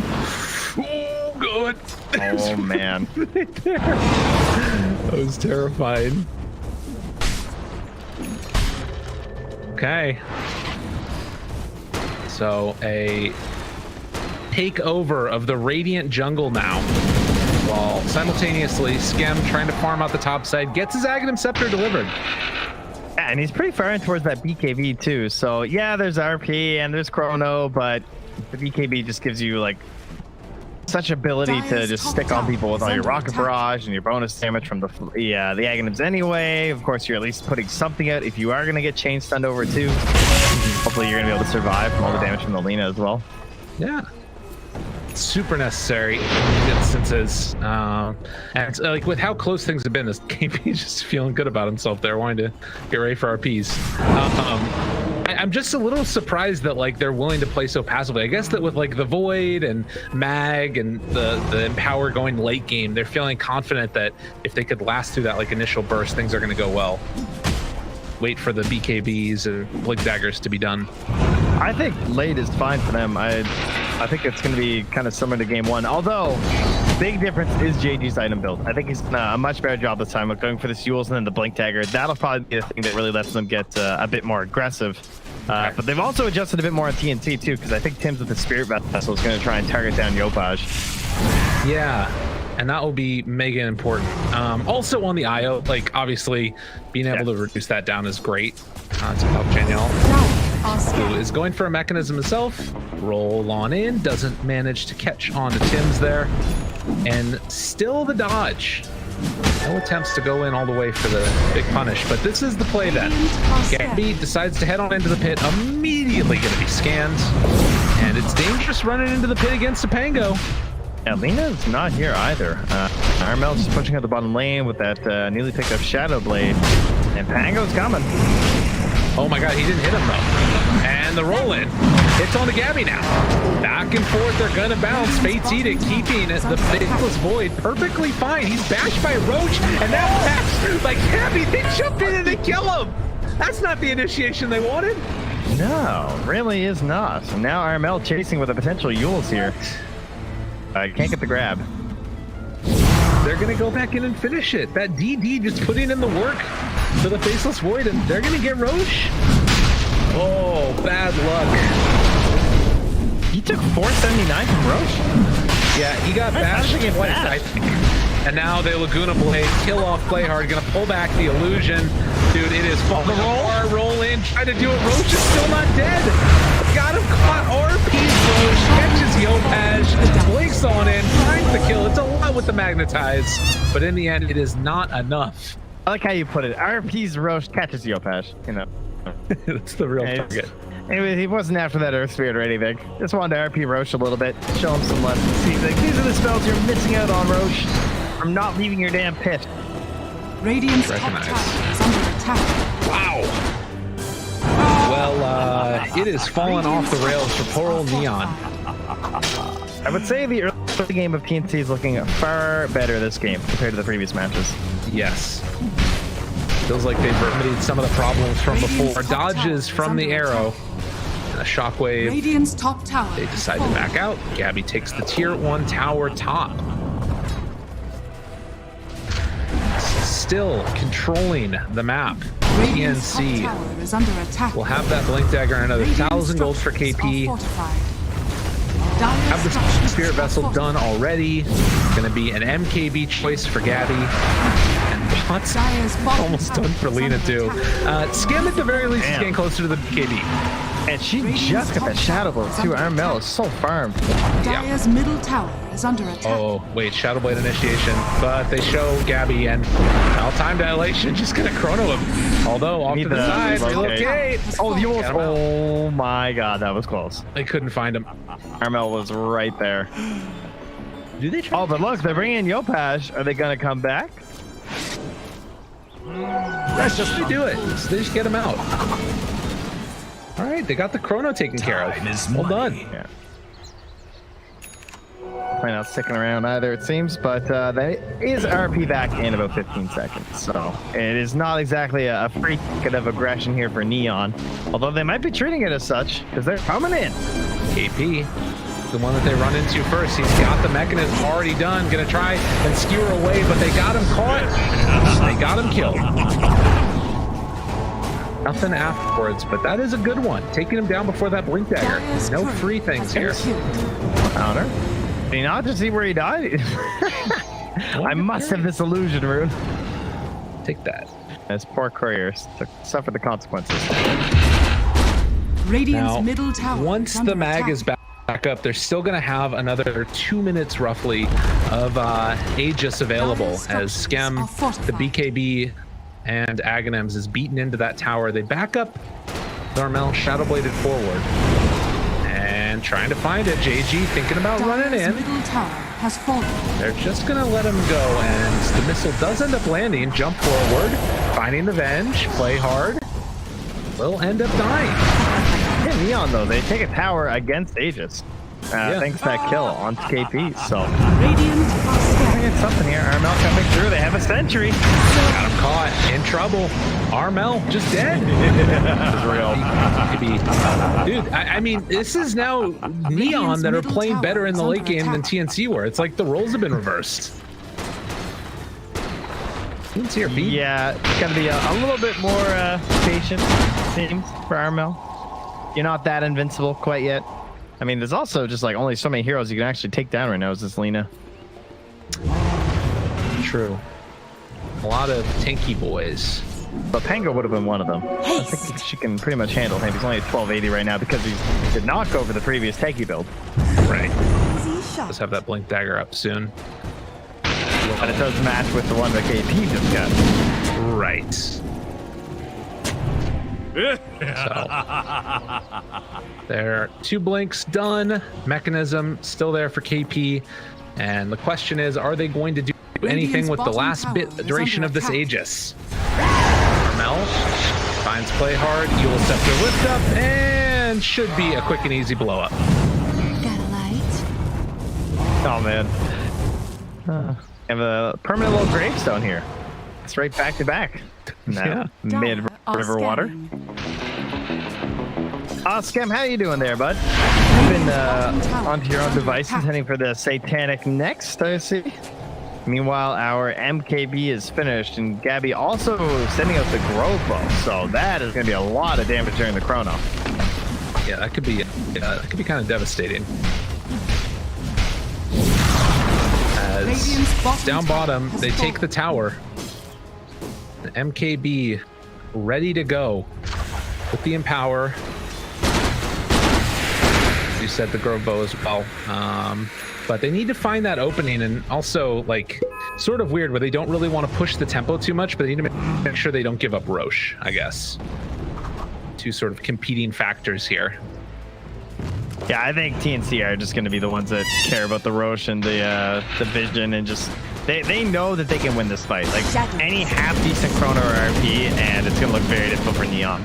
Right. And expect Aramel to just be hunting the hell out of that IO too. I think that's the whole point of the Shadow Blade, is trying to lurk in the back and catch these two saving heroes, right?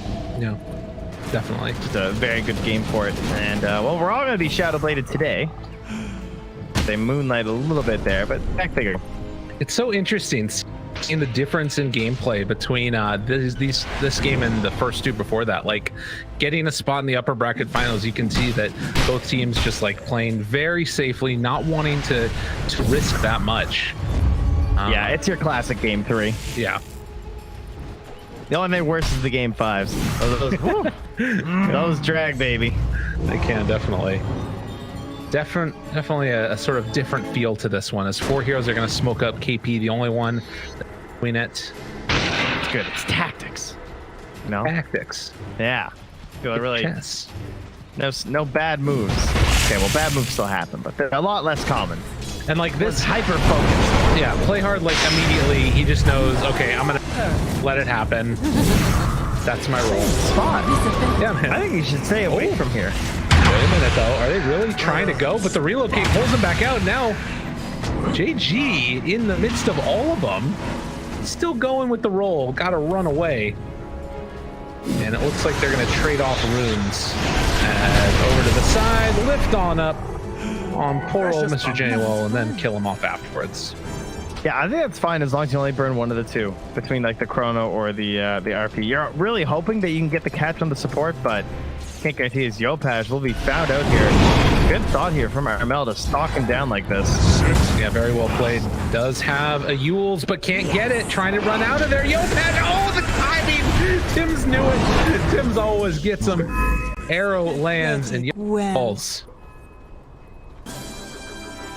Man, nice arrow. I thought he was just gonna like roll TP. But Tim's went for the running away angle, and he was correct. And they found play hard yet again.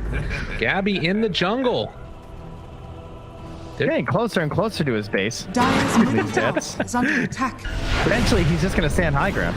Eventually, it's going to be in Fountain, and they're still going to find him. Arrow on the high ground. They're able to get him, and Laguna Blade afterwards. Dude, TNC have turned it up. Why you just shouldn't put your heroes on a pedestal, guys. Yeah, too true. Scanning. Oh my god, are you kidding me? How? Hey, they got the X-ray vision happening right now. Oh! What? Oh, he even tried to do the chrono. Dude, wow, what a save. Middle tower is Really under surprised. attack. That was excellent timing. Yeah, it was. Damn. Very impressive play, Januel. Much needed. I'd be so mad too, because I'd be like, oh, I'm so big brain, I'm gonna chrono like far away from him. I'm not even gonna chrono this gyrocopter so we kill him, and I still get him. Yeah. It's too good. All right. Well done, Mr. Joe. Oh, there it is, though. The BKB finally picked her from Arlena. That is what she needed to sort of become invincible. Scan, go into land, onto KP. And now it no longer is there. Joe Paj looking for an opening, does not find it. Jeez, this is a scary BKB game because like your gyro's gone BKB and Satanic with the Aghanim, so the damage output is relatively low considering it's gonna be a 30-minute gyro. And aside from that, you have nothing through this BKB. I do have a feeling I know what the next item is going to be from Skem after that, though. I just can't put my finger on it. Radiant's courier has been I have a killed. feeling we kind of all got an inkling of what he's I'm thinking looking for about. some divine inspiration as to what it could possibly be. That's a fair point, my man. Arrow off the mark there on to play hard. Not quite able to catch him. Mel picks up the regen. Still holding the high ground to the side. Roche just now respawns. That was just about an instant one. Yeah, their Dire courier just spotted it too. And Radiant Courier spots the Dire Courier. Now everybody knows what's happening. Can they get there in time? Armel, he's a little ways away. Roche, only about a third down. This is scary from Neon. They got to be real careful here. TNC just want a delay. I mean, sure, they'll take the RP if they can get it, but it's still like 35 seconds till chrono or so. Yeah. We'll be able to get that delay work. Faceless Void, what did he take for 20? The attack speed talent, yeah. Arrow. Off the mark, but it spots Skem hitting away at it. I mean, you build this play on Gyrocopter to make sure you don't die, so it feels like it'd be really nice if you could just sit in the pit and then, like, not have to worry. And maybe with the Paladin Sword he can, and that's actually a big pickup. Yeah, that's very good with Io. Not as broken as it was before, but still good. Long wraparound. Skem completely alone here in the mid, but they got to be so wary about the IO. So it looks like they don't want to fight there. The wraparound coming because they have this ward over on the other side. Looking for the jump. JG going in. It's on to KP, who's swapped and pulled in a position. Yopash throws the stun. Jump in. Chrono only gets on to Yopash. And they got Lena as well. What? How can that be good? BKB comes out afterwards trying to bring it down the Gyrocopter, but look at that freaking Paladin Sword. March is going to have to save himself. Armel is going to fall. Yopash gets the kill, 2 dead with no buybacks. That's Aegis at the very least. And if Gabby's not careful, he's going to go down too. Roll in, finds the catch, but the arrow in the jump away. Okay. But no, Gabby too will fall. And Aegis is theirs. Oh man, what a terrible mistake. Bad chrono and it's kind of awkward positioning to make that attempt for KP. That was super dangerous. Like leaving him in the pit like that. Yeah. You gotta set up your magnets for failure. It's true. And like, I don't know, maybe they felt like because they saw Gyro mid, they weren't gonna be able to get there in time or something, but whatever the case was, like we can see this replay, he just got found and there's nothing he can do. Like they could not get there quickly enough. And obviously catching the Lina, but not catching the Gyro, that one is gonna hurt. And they're easy as pie for Neon, who now have the Aegis, have the cheese, and getting ready to assault high ground. We are back into the game. I have a repair kit though, and that item is still silly. Yeah, it's just not worth it. Back they go. So that'll save their tier 3, at least from any sort of a commitment here from Neon, and they'll just have to go at it again with these chronos and RPs. But as we all know, the big counter to chrono is buyback and Aegis. True. Absolutely. He's got both. Okay, well now he doesn't. He bought it. He had both. Big skewer plays possibly for KP. Does it. And find the skewer. And this is big if they can get it without the Aegis. Okay, now the jumping coming from Yopash. What else do they have left in the tank? They're going to skewer and pull back one more. Armel trying to back away. The RP takes down the Gyro.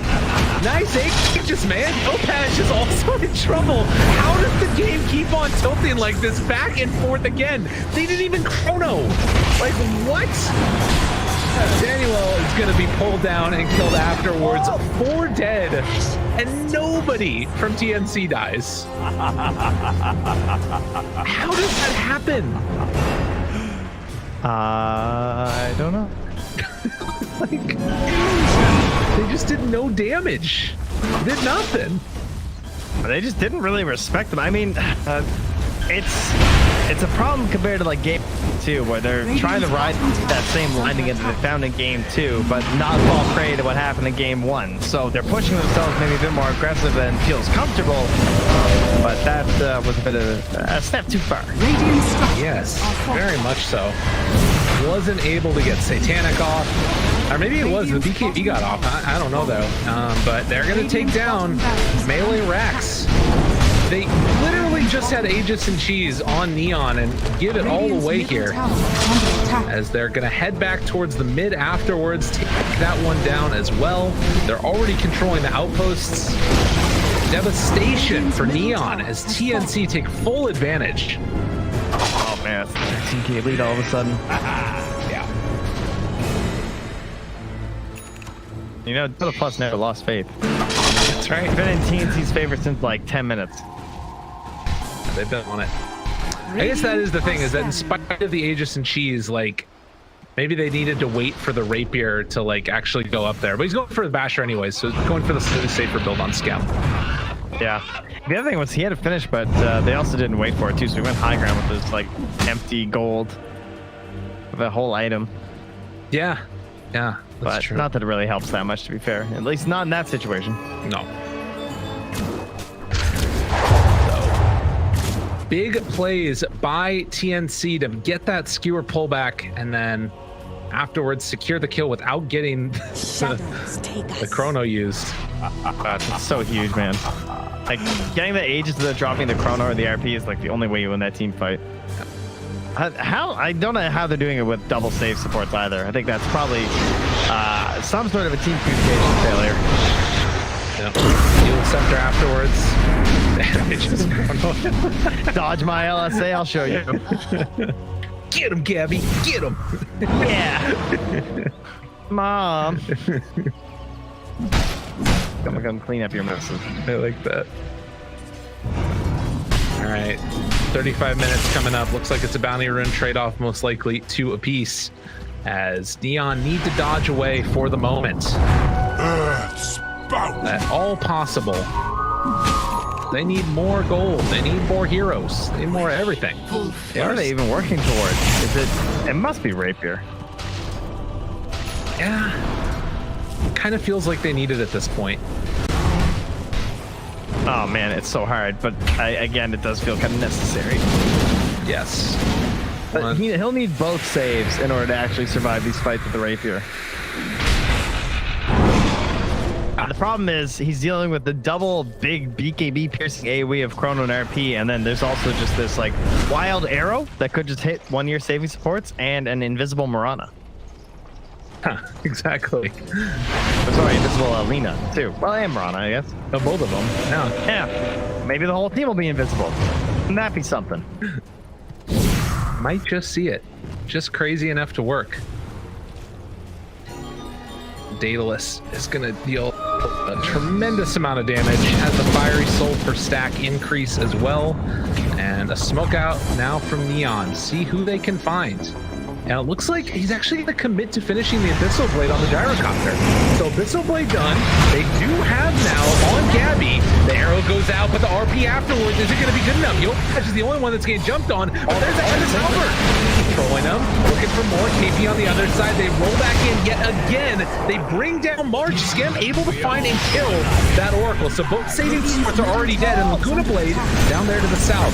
What more can they find? Skem trying to chase and get the kill here. Gabby on top of him, the batches are doing a cheese. He gets it off, able to live, jumping away as KP trying to survive through this one as Skem turning onto Tim's wanting a kill, but it will not happen.